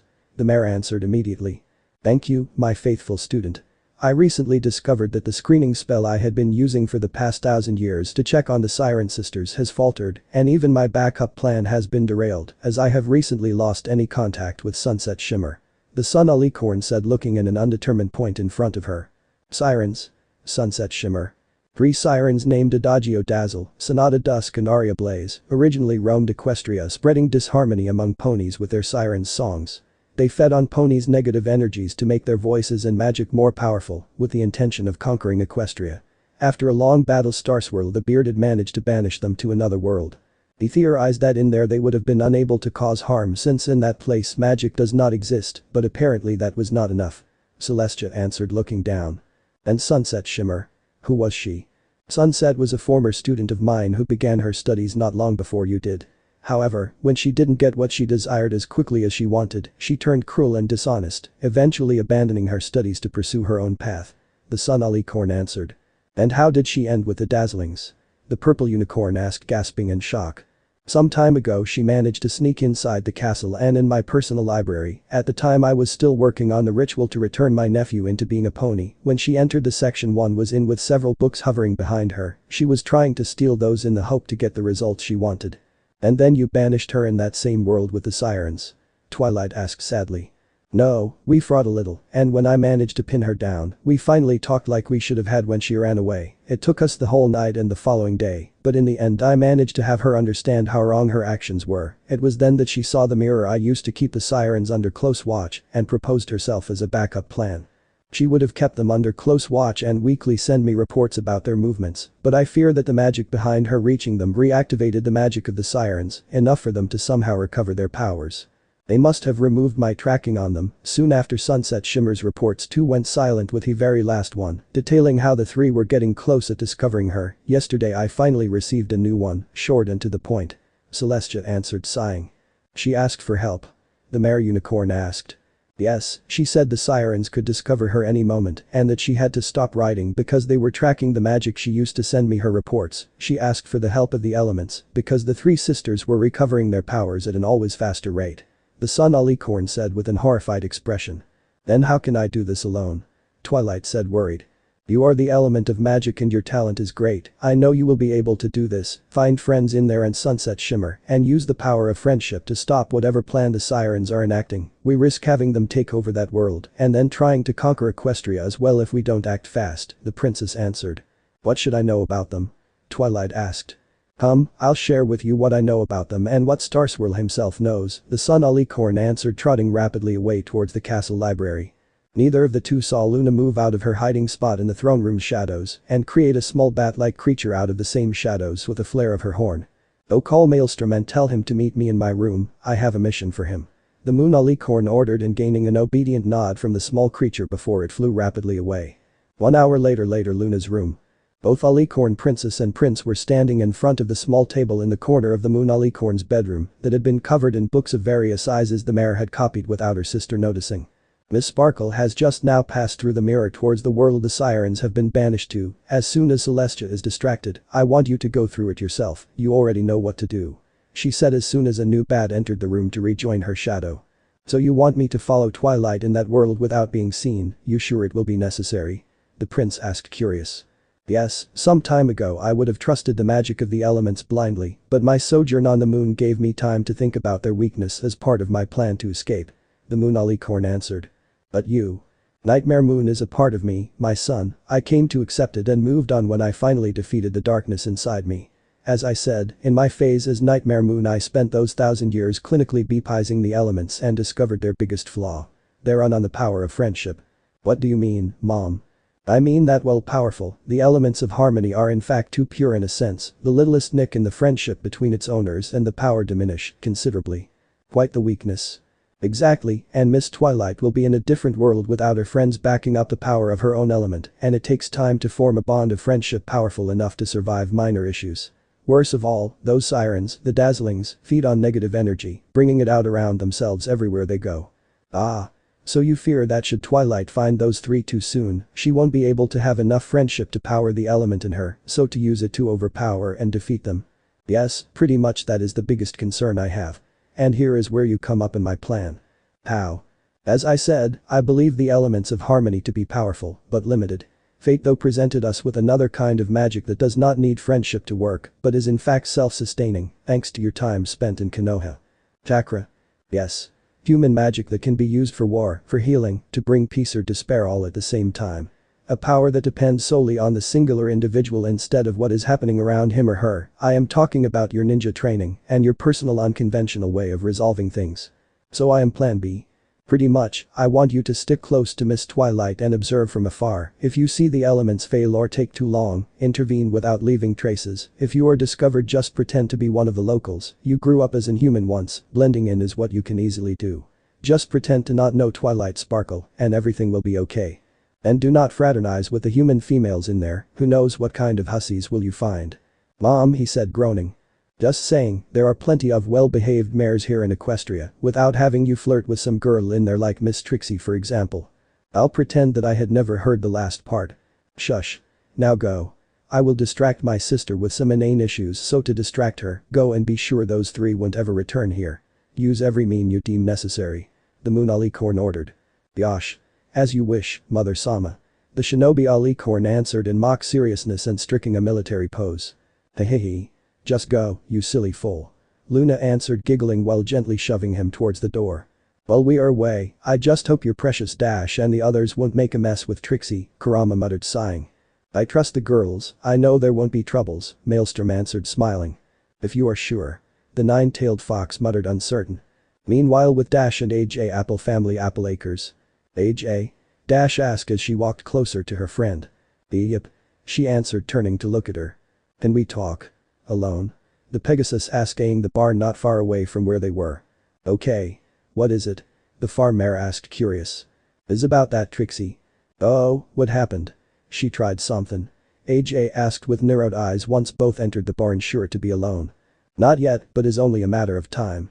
Dash answered with a conspiratorial whisper. What do you mean? Luna is teaching her, like she was the princess's version of Twilight, and I fear she is pushing Trixie closer to Maelstrom. I can't win if that mean mare has the backing of his mother. The Cyan mare said between clenched teeth. Thought Prince loves ya, and us others, even with Luna poking around he won't leave us. AJ answered, nudging her friend with an encouraging smile. I am not afraid of him leaving me or you, she added at the farm mare light glare at the omission. But I fear she may try to at least force us to let Trixie join the group so to at least have a mare she likes with her son. Aren't you exaggerating now? AJ said, chuckling. But what if I am right? So? Asked again. Don't like it, still have to forgive that mare for tying me up. AJ muttered with narrowed eyes. Now you see what is my problem. Fluttershy would be too darn nice to push Trixie away, and Twilight is away for Celestia only knows how long. Literally this leaves only me, you and Pinky to stop Trixie from forcing herself in our little group. The Pegasus said in determination. We could try asking Rarity for help, she too don't like the mare. I tried, but she is still sore for the whole thing about her mane. She suggested to keep her out of this, so to not snap at Trixie again. See, what do you have in mind? AJ asked, nodding. What about a prank war? A third voice asked, amused. Beep. Both Dash and AJ shrieked in shock while looking wildly around. The great and powerful Trixie knew that following you after watching you talk with the fashion-obsessed mare would have been a good idea. She was right. As always. Trixie answered as she appeared near the other two in a theater cloud of blue smoke. She had kept wearing her stage cloak sans the hat ever since Luna had took her in as her apprentice. What do you want this time? We were having a private conversation. The farm mare hissed. As I said, I am offering a way to resolve this, a prank war. The great Trixie against you two and the party maniac. If you win, the powerful Trixie will step aside and never again bother you, but if I win, then you all will step aside and leave him with me alone. Trixie offered with a smug smile. What? Dash yelled with wide eyes and furious voice. What about Fluttershy? Why she is not in the challenge?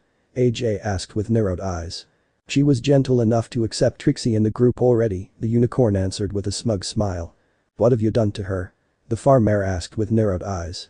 We just talked, I am also the great and very convincing Trixie other than good at magic. The other answered innocently. Earlier that day, Fluttershy's bedroom. No, please. Please don't tell him. I'll do everything you want. Fluttershy pleaded, shaking her head wildly in despair. It has such a lovely pendant. Property of Prince Maelstrom. Does he know you wish him to use this on you? To force you to wear it and parade you around as his property? Trixie asked while using her magic to levitate the thick choker collar in front of Shy's face with a knowing smirk. And no, the Shy mare muttered while looking down in complete shame. Help Trixie win a place in this small herd of yours and I will convince him to play along with you. The unicorn said, walking closer to her. He play along? Jay join. Fluttershy muttered weakly. I know he won't part from you others for some strange reason Trixie can't understand since she finds you all just so boringly plain, but I am sure he too will fall for the great charm of Trixie if given the occasion. She answered before a second object floated in front of the Pegasus's face. Do a good job convincing those other mares and I will talk him into using this too. She whispered in her ear as the riding crop gently poked her flank. Yoo-hoo. Reaching levels of shame never heard of before, Shy could only whimper an answer. And this as well. Trixie added with a feral, victorious smile as Alicia too joined the other objects. Thud. The only thing the Shy mare had left to do was then faint with every drop of blood in her body rushing to her cheeks to further strengthen her blushing. Trixie will take that as a yes, I will let you know once I will have dealt with the others. The unicorn said as she walked away, leaving the unconscious mare steam in the knowledge that her dirty secret had now been revealed. Back with Trixie, AJ and Dash present time. So? Are you two afraid of challenging the great Trixie? No. Dash roared in fury as she moved at an inch of the unicorn's face. No, what? To the challenge. To the price to pay for your clear defeat. Or about you fearing the great Trixie? The magician mare asked teasingly. All of the above. The Cyan Pegasus answered, howling. Best we can accept is you joining us. No. Trixie accepts the terms of the challenge, Trixie immediately answered with smugly smile. Darn it, AJ. She planned for that offer. Dash bellowed. Oh, I fell for that. The farm mare admitted ashamed. So we have a challenge. If and when Trixie will win the prank war, she will be free to try and join the herd with nobody of you interfering. Trixie said, victorious. That's it. I won't let you win this, never. Dash said, glaring at the mare. Then do your best. The prank war starts now. Trixie said as she jumped out the window of the barn. Let's chase that mare, Dash. AJ said immediately as she went for the door. Splot. Hi. The farm mare shrieked as a bucket of neon yellow paint fell on her head as soon as she opened the door, painting her body completely. That's why she used the window. Dash hissed in contempt. That's the first point for Trixie, the first to reach 10 pranks wins, this means that I only have to prank you others 9 times to win. Trixie said triumphant from few feet away. You what Dash was about to say died in her throat as a pie fell from the sky to nail Trixie on her cheek, launching the mare to the ground covered in cherry-flavored frosting. What the? Trixie shrieked before noticing the slip of paper glued to her nose thanks to the frosting. What's this? Pinkie Pie was here. How? On the opposite side of Ponyville. 3 degrees south-southeast after the pie. Pinkie said adjusting her military helmet and loading a giant water balloon in her infamous pink cannon. Her party cannon had been modified though. Longer barrel, wider mouth, more firepower and all-around repurposing to launch long-range pranks, this version aptly renamed Prank Y Cannon by Pinkie just for this reason. Prank in the hole. The mare yelled pulling the cord with her mouth and shooting the water balloon towards the Apple family acres. Splash. Hi-ah. A faraway scream faintly reached Pinkie's ears making her smirk. That's 2. Everything is fair in love and prank war. Even intercontinental pie launching. The pink mare said nodding in satisfaction. What will you do now, eh? Pinkie asked aloud smirking. Dee. A loud whistle filled the air as several shadows appeared around the mare as per Trixie's answer. Oh. Pinkie muttered with wide eyes as several dozen apples went raining on her like an hail of grenades, making her go pale-faced. Take cover. The mare yelled running away as the rain of magically propelled apples dished out destruction everywhere making several ponies standing too close suffer apple-related injuries in a chorus of Wilhelm screams all around her, accompanying the sounds of things getting broken by the endless stream of projectiles. Meanwhile human world outside Canterlot High School with Maelstrom. The blonde stallion, now a blonde human looking like his old Naruto self in his human form, stumbled a little in his steps as a tickling sensation in the back of his brain caught his attention. I can sense it, I am missing a massive prank war. Maelstrom said it with faraway look in his eyes. Focus on the mission, that girl needs an excuse to near the human versions of her friends, to know them better and join forces against those sirens, otherwise we'll have to step in ourselves. Kurama answered uncaring. There is the battle of the bands, those dazzlings talked the principal into organizing with even a prize in money, and a group of talent scouts being present to find new artists, Twilight and Sunset, are already trying to talk the others into joining their band using those excuses, the shinobi answered shrugging. Oh. I didn't notice that, the Biju answered sheepishly. You were sleeping, of course you didn't notice, the prince answered chuckling. Fuck off. Very mature, furball. The blonde said smirking amused. Back to Ponyville the next day. Prank War Journal, Day of Pranks 2, Dash muttered while scribbling down on her diary while keeping her surroundings in check. The plan about taking pictures of Trixie sleeping while looking like a mess and plastering them all around town has been a success, the mean mare couldn't walk a step without being pointed at by snickering ponies. She returned the favor by somehow writing a fanfiction in a few hours about Mid-AJ in a romantic way and spread copies of it all around town. She then wrote with a grimace. The only fun part of the whole thing for her had been when Bloom had found it and asked her sister if she was really like that with the Rainbow Mana Pegasus, only to have Scootaloo join the discussion and tell AJ that she wasn't awesome enough to be with Dash and causing both fillies to start arguing about it. Pinkie's plan about making cider rain on Trixie to get her sticky so to cover her in feathers had worked wonderfully, the problem was her countering it by spelling those same feathers to follow us around to tickle us without stop, it took 9 hours for the spell to drop. Now my throat is sore from all that laughing. Dash finished writing as she saw said show mare walk closer to where she was hidden. You can't hide forever. Trixie will have her revenge. Trixie growled as she tried once again to take away the huge blob of bubblegum stuck in her mane. You asked for a prank war. I just answered. The rainbow mane Pegasus said while lying on a near cloud while glaring at her. Then it's only fair for trying to answer in kind, the mare muttered darkly as her horn lighted up. Yep. The cyan Pegasus shrieked as the cloud she was standing on came to life to swallow and chew her several times before spitting her down to the ground in a heap and falling feathers. You liked, little hayseed? Trixie asked smugly. Brah. Dash roared pouncing on the unicorn and grabbing only a plume of bluish smoke. That's it. I'll make you beg for mercy. She growled flying up in the sky once again to look for the mare. Not too far away with AJ and Pinkie.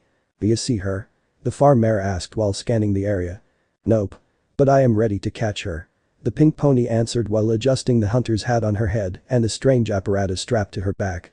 What's that thing? My portable Pinkie pult. It shots everything I load in the basket like a catapult, I made it myself, do you like? The mare answered giggling. As long as it works, AJ answered shrugging.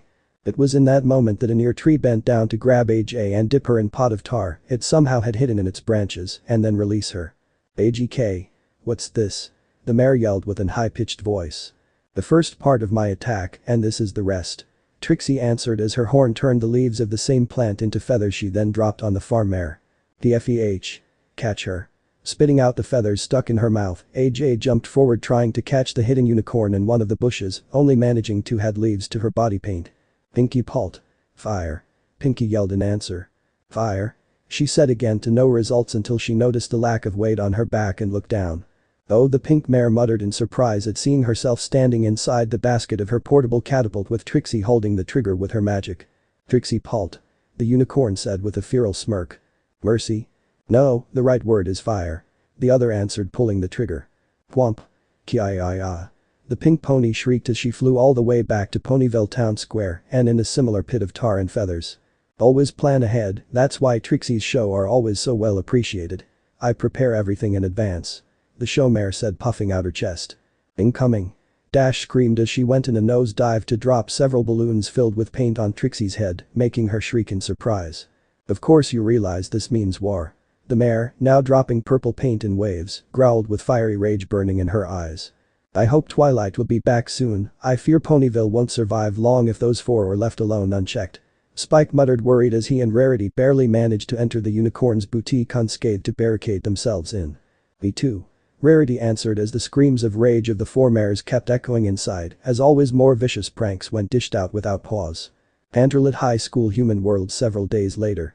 In the backstage of the Battle of the Bands held in the school, there was fervent movement as every student taking part prepared, revised or just went into panic about their performance, as their names went slowly called to exhibit. The only calm ones were three girls that had joined the high school just in time to take part to the event. Thing that those three themselves had convinced the principal and everyone else to organize actually. Although not even Adagio Dazzle, Aria Blaze and Sonata Dusk, just like everybody else, seemed to notice another shadow definitely not belonging to a student lurking around keeping everything under control with its lively eyes. Remember girls, we want to save the good stuff for when our full power has been restored. Adagio said smirking while toying with the red gem on the front of her dress. Huh.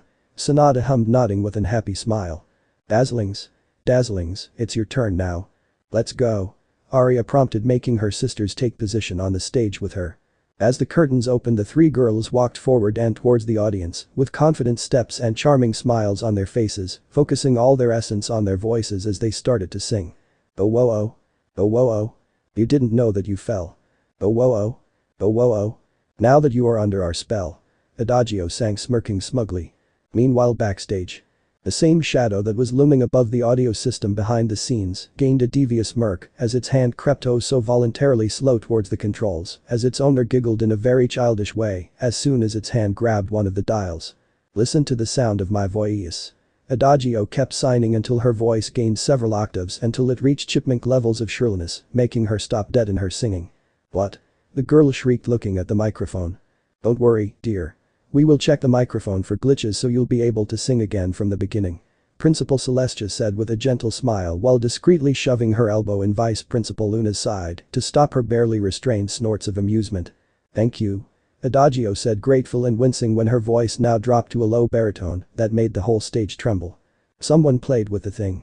It's all okay now. The janitor said giving a thumbs up to the girls on stage. But ready, girls. Adagio said taking a deep breath. Yeah, let's get this over with. Aria answered with an huff. With a mysterious figure. Who?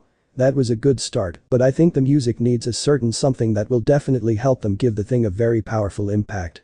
The figure said preparing a recorded track chosen just for the occasion. As soon as you talked about Battle of Bands, TV, popularity and negative energy, I got what you three were planning so I prepared this. Can't let the dazzlings going around creating havoc now, do we? Who are you? Twilight asked curious making the figure snap around to look at her. Oh, me? Got curious and sneaked inside to listen to some good music. You two are one of the contestants. Maelstrom answered with an innocent smile. I am, but I feel like I have already met you before though the girl answered getting defensive. Hoi. I am not going to eat ya. Don't worry, I am a good guy. But you were trafficking with the audio you are the one that had Adagio get that voice. Human Twilight said shocked. Guilty. Can't let them rack up too much popularity, of all people those three are the very last that should get adored in any way. Maelstrom answered chuckling. I don't like when they sing either. It makes me feel uncomfortable. The girl admitted, trying to sound as believable as possible while keeping her eyes on his every move. You wouldn't be the only one, Missy. That's why I took countermeasures. The blonde shinobi said, laughing. What have you done to their song? She asked with narrowed eyes. She had recognized his face immediately, but she wasn't sure if this world's version of him was as good as the one she knew in Equestria. Never heard of the brown node, he answered, grinning. Brown no. You didn't? Twilight gasped, shocked. What's that?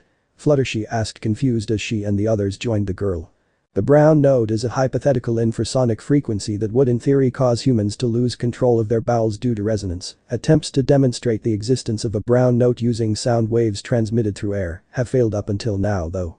Twilight answered, nervous. High-power sound waves below 20 Hz are felt in the body, not heard by the ears, and if I am the one using it, the brown node is definitely going to work. Took to a friend of mine just 2 days to create a working version for me to use in my pranks, and it has never failed me when I was a kid. Now I suggest you others to find an alibi before people sees you back here with me. Maelstrom answered, chuckling. Run. We have to stay away from the amplifiers. Twilight yelled in horror as she pushed her friends away. But girl. And now, the great finale for the Dazzlings is due in 3, 2, 1, 0. The young man said, walking away and counting down until the timed stereo with a special note came to life, adding its near-silent extra to the song coming out from the amplifiers right behind Adagio and the other two, making Twilight's dog whine and the windows rattle by themselves as an added result. Soon followed by the dazzling scream of horror that did make the windows explode thanks to the volume their voices reached. Ah. This is music to my ears of prankster. Who did this? Hinata shrieked as the 3 girls ran away in shame from the laughs of everybody present. Whoever did this will pay. Adagio growled in answer. Ifufufufu. Do you think Princess Celestia will like to hear about you 3 trying to take over the human world? I think not. Maelstrom said, amused, making the Dazzling's head snap upward to look at him. You did that, Arya stuttered in blind rage.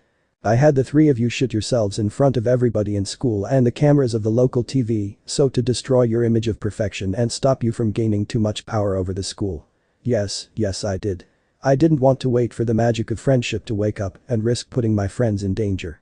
He answered as he stood with his back pressed against the wall with his knees bent and the plant of his feet solidly glued to the wall. At several feet from the floor. Who are you? How can you do that? Adagio asked with narrowed eyes. I am a shinobi, a ninja. Sent here by my mother Princess Luna to check on you, so I basically became your second shadow as soon as I arrived and once heard you talk about using this battle of the bands to absorb negative energy and take over this world, well, I had to intervene. He answered. Your mother? Princess Luna is your Maelstrom Knight, Hinata said with wide eyes. Do I know you? The humanized Alicorn prince asked, curious. You don't remember? Arya said in shock before melting into an hurtful expression. I know for certain it was that guy Starswirly or something to send you here, nothing else. He answered, shrugging. Before that. You don't remember what happened before we were banished, you don't remember your meeting us? Adagio asked, growling. Nope. Got my memories as a pony erased and recovered only part of them thanks to my mother and aunt once I returned from being transformed into an human myself. The prince answered, uninterested. Luna did it on purpose together with Celestia. They stopped you from remembering. Adagio roared, furious. Well, I would love to stay and listen how many sins you think my mother and aunt are culprit of towards you, but I have a girlfriend to meet and spend time with. Maelstrom answered, getting up to stand horizontally on the wall to stretch his legs. Girlfriend, Arya screeched in answer. Yep. In truth, you. I got myself in quite the situation. I have a group of mares passing me around as their shared propriety. Don't ask how it happened, I don't get it myself. The blonde answered, amused. Group? Passed around? Hinata repeated, shocked. Yep. The elements of harmony minus generosity. One is even Aunt Celestia's own student. He replied as he moved behind them in the blink of an eye while looking closer at the 3 red gems in his hand he removed from their clothes before pocketing them. No. No. You can't have forgotten us. You can't have no memories of me. Adagio said, grabbing his shoulders and showing him her wide scared eyes. Please let me go? The prince asked, disturbed. I kind of don't like that look in her eyes. Kurama said, worried while stepping back a little himself even if still in the seal. It's me. Adagio. The girl said, shaking him. Yes. He doesn't remember. Nothing. Arya said with a whimper. I'll be going, but nice song all the same. Even if that brainwashing thing kind of ruined it for me. You have great voices. The blonde said as he slowly walked away with a gentle smile on his face. We are not crazy, we really know each other. Hinata said immediately. Sure I'll be back in Canterlot in the meantime, okay. The prince said moving to sprint away. Wait. Adagio yelled immediately. What? He asked stopping. We met when you were a colt Pegasus, very reddish rust red fur and blonde mane, so spiky to seem like being a mass of needles. You enjoyed playing tag and hiding in the lavender bushes of the royal gardens and following the guards around trying to mimic their marching, a couple even jokingly taught you. Arya answered. Your father was Fearstorm, a captain, he often brought you to watch the cadets drill, even if it was something your mother hated, because she thought it was dangerous.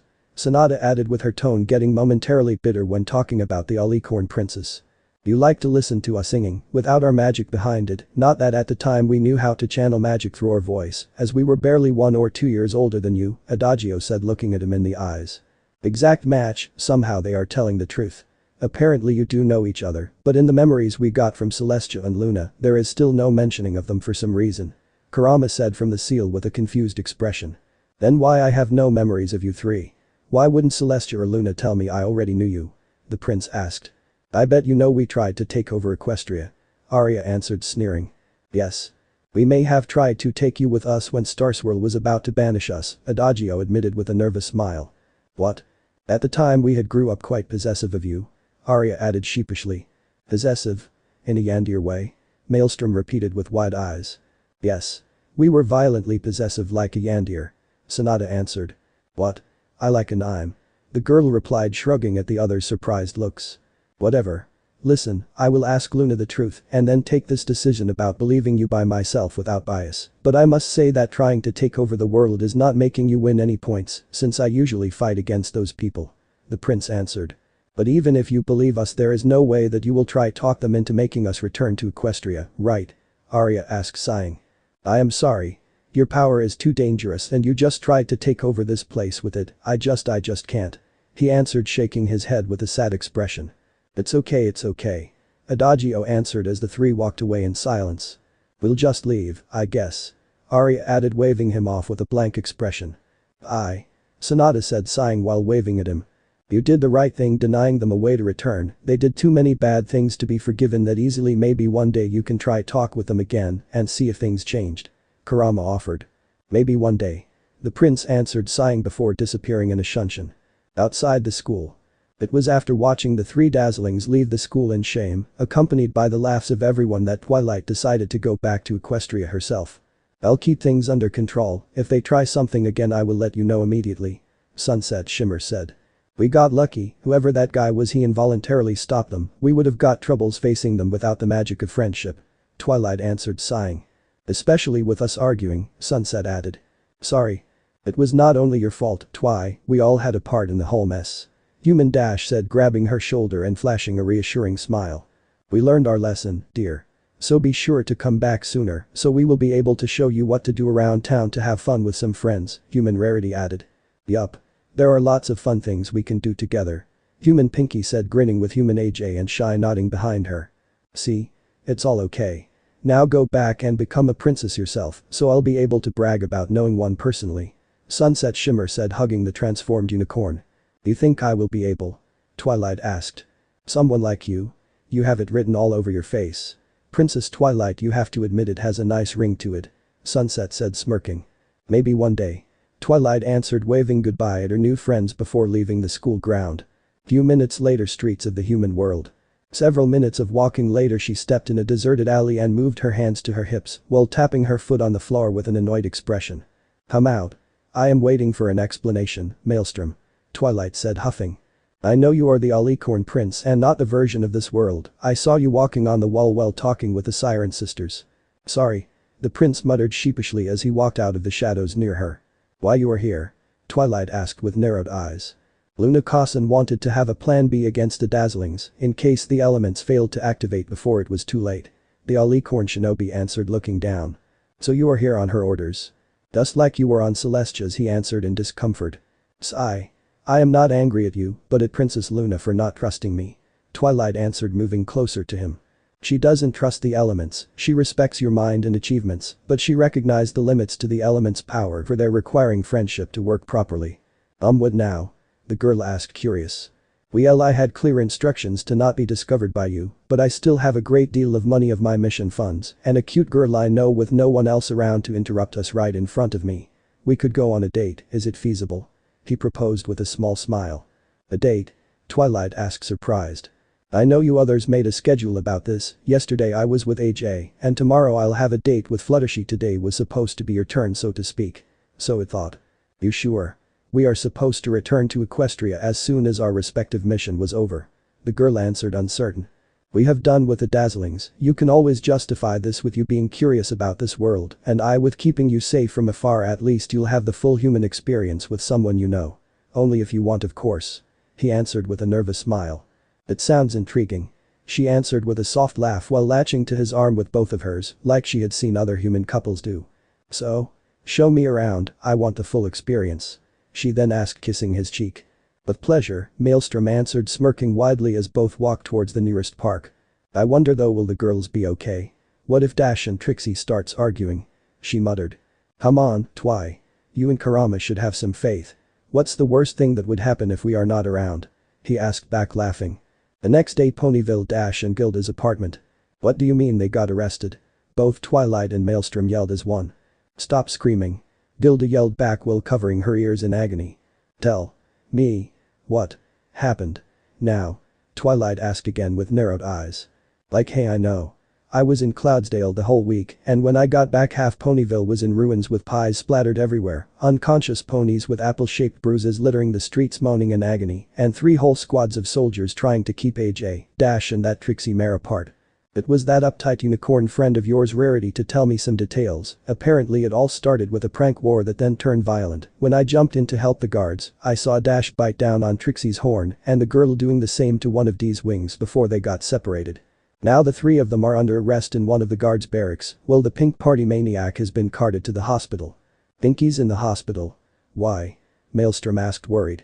She pretended to clean up everything by eating the wasted pies and got an indigestion, nothing serious. The Griffin answered, waving his concerns off. For the love of harmony. Does this mean that I can't leave them alone, not even for a couple of days? How did they manage before we met?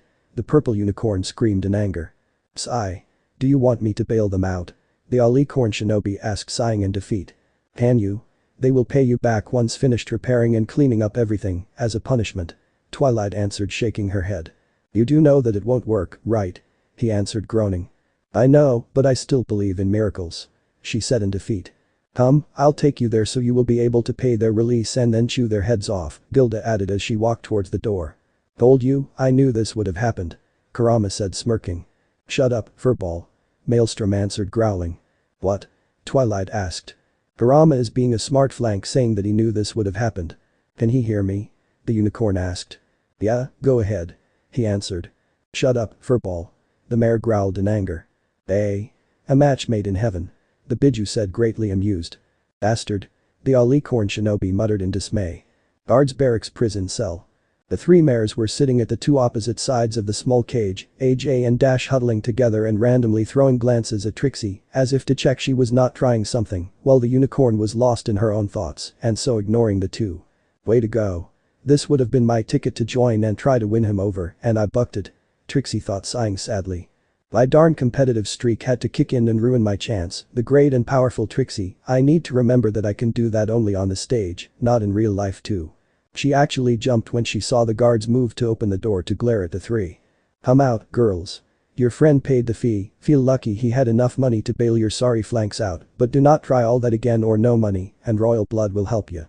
Now leave my cage. The unicorn captain growled. You have a lot to explain. Twilight hissed as she and Maelstrom walked inside the cell. She started it. Dash and AJ yelled while pointing at Trixie, expecting her to do the same. I did. I went overboard because I hate to lose. The mare answered meekly and surprising the others. Sigh. Are you at least sorry? The prince asked. I am. I just wanted a chance with you and blew it. Trixie answered, looking down. Why? AJ asked. He is gentle. He defended me from you others when you overacted at my show mare side. Thanks to him and his mother, I finally have a teacher to learn magic from and some pony to compare notes with that likes when I help him if he doesn't get something. He even showed me around Canterlot. I may have treated it as a date, to be honest. I hope you don't mind. She answered. No offense taken. The Alicorn answered, smiling gently. You two are angry with us? Dash asked sad. Yep. But mostly because I was not invited to the prank war. He answered, moving closer to nuzzle her and ignoring Twilight's huffing and disapproval. Let's go home, the purple unicorn said, sighing in defeat. They overdid, Missy. But I think they learned the lesson. The unicorn captain answered, making her roll her eyes. But I can't rein them if he acts like that. She replied, walking away with a new huff. You coming, Trixie? Maelstrom asked. Me too. Yoo-hoo. Then wait for me. She answered, running to walk next to him. Too close. Dash hissed. Stuff it, feather brain. The unicorn answered with narrowed eyes. Trixie mean. Dash answered, sticking out her tongue. Full. Overgrown filly. Can we leave them in there, Sugar Cube? AJ asked with a whisper. Don't tempt me, AJ, the prince answered, groaning. The rivalry between Dash and Trixie was not over apparently. The prince and the other girls could only pray that things will soon reach a solution soon before a new war between the two erupted. Amek won Twilight Sparkle and the complete human experience. Sugar Cube corner the day after Twilight's return from her mission. In a corner of the small local, the element bearers were calmly sitting at an isolated table, 5 of the mayors present looking intently at Twilight with various degrees of displeasure, annoyance or in Dash case outright anger, making the purple unicorn shrink a little in her seat in discomfort. So you went into another world of humans alone with Maelstrom? Dash asked with narrowed eyes. Yes, he had been asked to stay hidden and help me only if needed, but in the end we kind of used it as an excuse to have a date. Once everything was done, he wanted me to have the full experience of being human, Twilight answered, looking down and failing to hide her blushing fit. And? Pinky asked, curious. It was interesting, very interesting. Panterlet high in the meantime. Dash. Take a look at this. It's Twilight. Human, Pinky said, shocked. Hey, wait. Why are you looking at an adult site on your phone? Human Dash asked in confusion. This is not important. Look. That's Twilight and that blonde guy from the Battle of the Bands. I don't see where is the problem. He looks nice though, lucky girl. Dash said bitterly. Keep looking. It was then that Twilight squealed as the blonde tackled her in an isolated alley, forcing the one recording to drop his filming of his friends to instead follow both. Come on. Not here. Twilight said, giggling as the other kept kissing and suckling on her neck. You wanted the full experience, right? You told me so. Maelstrom said, grinning as his hand moved under her shirt. Aha. The girl moaned while her hand darted inside his pants. No way. Human Dash said, gasping and somehow finding the scene irritating. Oh, it feels different. Twilight moaned as her hand kept clearly going up and down inside his pants. This is only the beginning. He answered, lifting her shirt to directly attack her breast with his mouth. What are you watching? Human AJ asked, curious. Nothing. Human Pinky said, smiling nervously and covering the scowling Dash with her body. Are you sure? You seem. Oh, goodness. Yeez. In that moment Twilight's moans blared from the phone in tandem with Dash's furious growl. The rainbow-haired girl had clearly moved the video forward and now it was showing the blonde teen lifting Twilight up in the air to slam her back against a wall and move her legs to lie them on his shoulders so to freely power pound her to oblivion while proudly wearing her panties on his head like a bandana. That's Twilight, AJ yelled in disbelief. AHA. AHA. AHA. FCK me hard, master. The girl in the video bellowed in lust as her partner gained even more speed while wildly kissing her with their tongues sloppily licking each other. I don't know where she has found him, Human Dash hissed as the phone broke in half in her hands with how hard she clenched it. Hey. That was new. Human Pinky yelled. But for some reason the idea of her doing that with him makes me mad. She and I will have a long talk next time she comes here. The girl said darkly. Ashy. I wanted to finish the series. That was only the first of 15. The pink-haired girl said, whining while cradling her broken phone to her chest. What do you mean that the video was just 1 out of 15? Dash shrieked at the top of her lungs. Well, it's a series, lovers in the alley, lovers in the park, lovers at the swimming pool, lovers on the swing, and so on. I wanted to see what else they were about to do. Lovers on the swing? AJ asked, confused. He pushes her forward through pelvic thrusts and then she comes back slamming on his. Pinky started answering before an inhuman growl eclipsed her words. Arg. Unable to hear anymore, Dash simply ran away covering her ears. Should I tell her that there is also a season 2 where they get really kinky? No, Pinky, you better not to. AJ answered, blushing. Back in Ponyville. You had sex with him while looking like an human, Dash shrieked in both fury and disbelief. It was a strange way of losing my virginity, but it felt so different, so alien, so hot. Twilight answered with her voice slowly dropping until it got to a low husky tone, accompanied by violent shivers of delight. Twilight. Dash bellowed, giving chase to her friend. Ah. Come back here. Come here and face me. You'll pay for this. The Pegasus mare yelled, and soon both disappeared from view with every pony of Ponyville following their mad run with confused expressions on their faces. Amek 2 Nightmare Moon tortures Princess Luna. Hanterla Castle Celestia's bedroom. Celestia was helplessly looking as her dear sister devoured one after another boxes of ice cream with an expression on her face that was a mixture of anxiety, horror, and disbelief, and with a dash of shame added to it for good measure. Can you tell me what's happening, sister? It has been a while since you last came here looking for help while devouring every form of sugar in the castle. Please tell me what is tormenting you, maybe I can help. The Sun Alicorn asked pleadingly. I am worried, sister. There is this clawed beast tearing down my soul and eating my mind and heart, and I don't know how to stop it. Luna said in despair while throwing away the empty box of ice cream in front of her before summoning a new one and tear it open with a bite. You're worried? About what? Celestia asked, moving closer to cover her sister's back with her wing as a form of hug. Everything started with my son deciding to learn how to control his nightmare form, so to use it whenever he wants in battle or in case of emergency. Luna answered, sighing between spoonfuls of chocolate. That in itself is not a good news, but you don't seem preoccupied for that, then what does it have to do with you? That is not the problem, not only that, to be honest. It's mostly about me and Nightmare Moon actually. It is? Then what is worrying you? Nightmare Moon is once again trying to return? Celestia asked, shocked. Not that, ever since I faced her at those falls of truth she had been quiet, but now I can feel her stir awake whenever I feel Maelstrom's nightmare aura flare because of his training and that. The Moon Princess answered, looking in a faraway point outside the window. She stirs awake. You don't mean? Celestia gasped with wide eyes. Nightmare Moon is still trying to force herself on him. It's disgusting. I can't watch my son train and then start wondering how his sweat would taste while licking it off his chest, or if I can make his training more interesting. It's wrong and dirty. Luna said, shuddering. Oh my god. A new voice said slowly from the door. Maelstrom. This is not what it looks like. Luna said, horrified at seeing her green-faced son slowly backing away with an horrified expression. I'll be showering if you need me, please don't need me. The Alicorn Prince pleaded with a new shudder shaking his body before literally running away. Oh god, oh god. Oh god. He heard me say those things. And now Nightmare Moon is insisting in having me joining him under the shower. Luna said with an horrified whine. Why does he have to have ears that sensible? The Moon Princess shrieked in answer to her son's horrified scream. Sister, please help me. I need sister. The Alicorn of the night pleaded, turning towards her sister, only to see empty space where she should have been. Oh, no. She didn't. She growled with narrowed eyes at seeing the door still open and the end of Celestia's tail disappear around the corner as she tried to stealthily leave the room. Celestia. Luna bellowed, launching herself into a mad run to chase and stop her beloved sister. If only Nightmare Moon could stop trying to pass it as the Moon Alicorn protecting her stallion from the dirty clutches of her rival, that would be even better. Chapter end. Alright, that's it for today's video guys. Let me know in the comments section how was the story, and also don't forget to like, share and subscribe. I will meet you in another video. Peace out.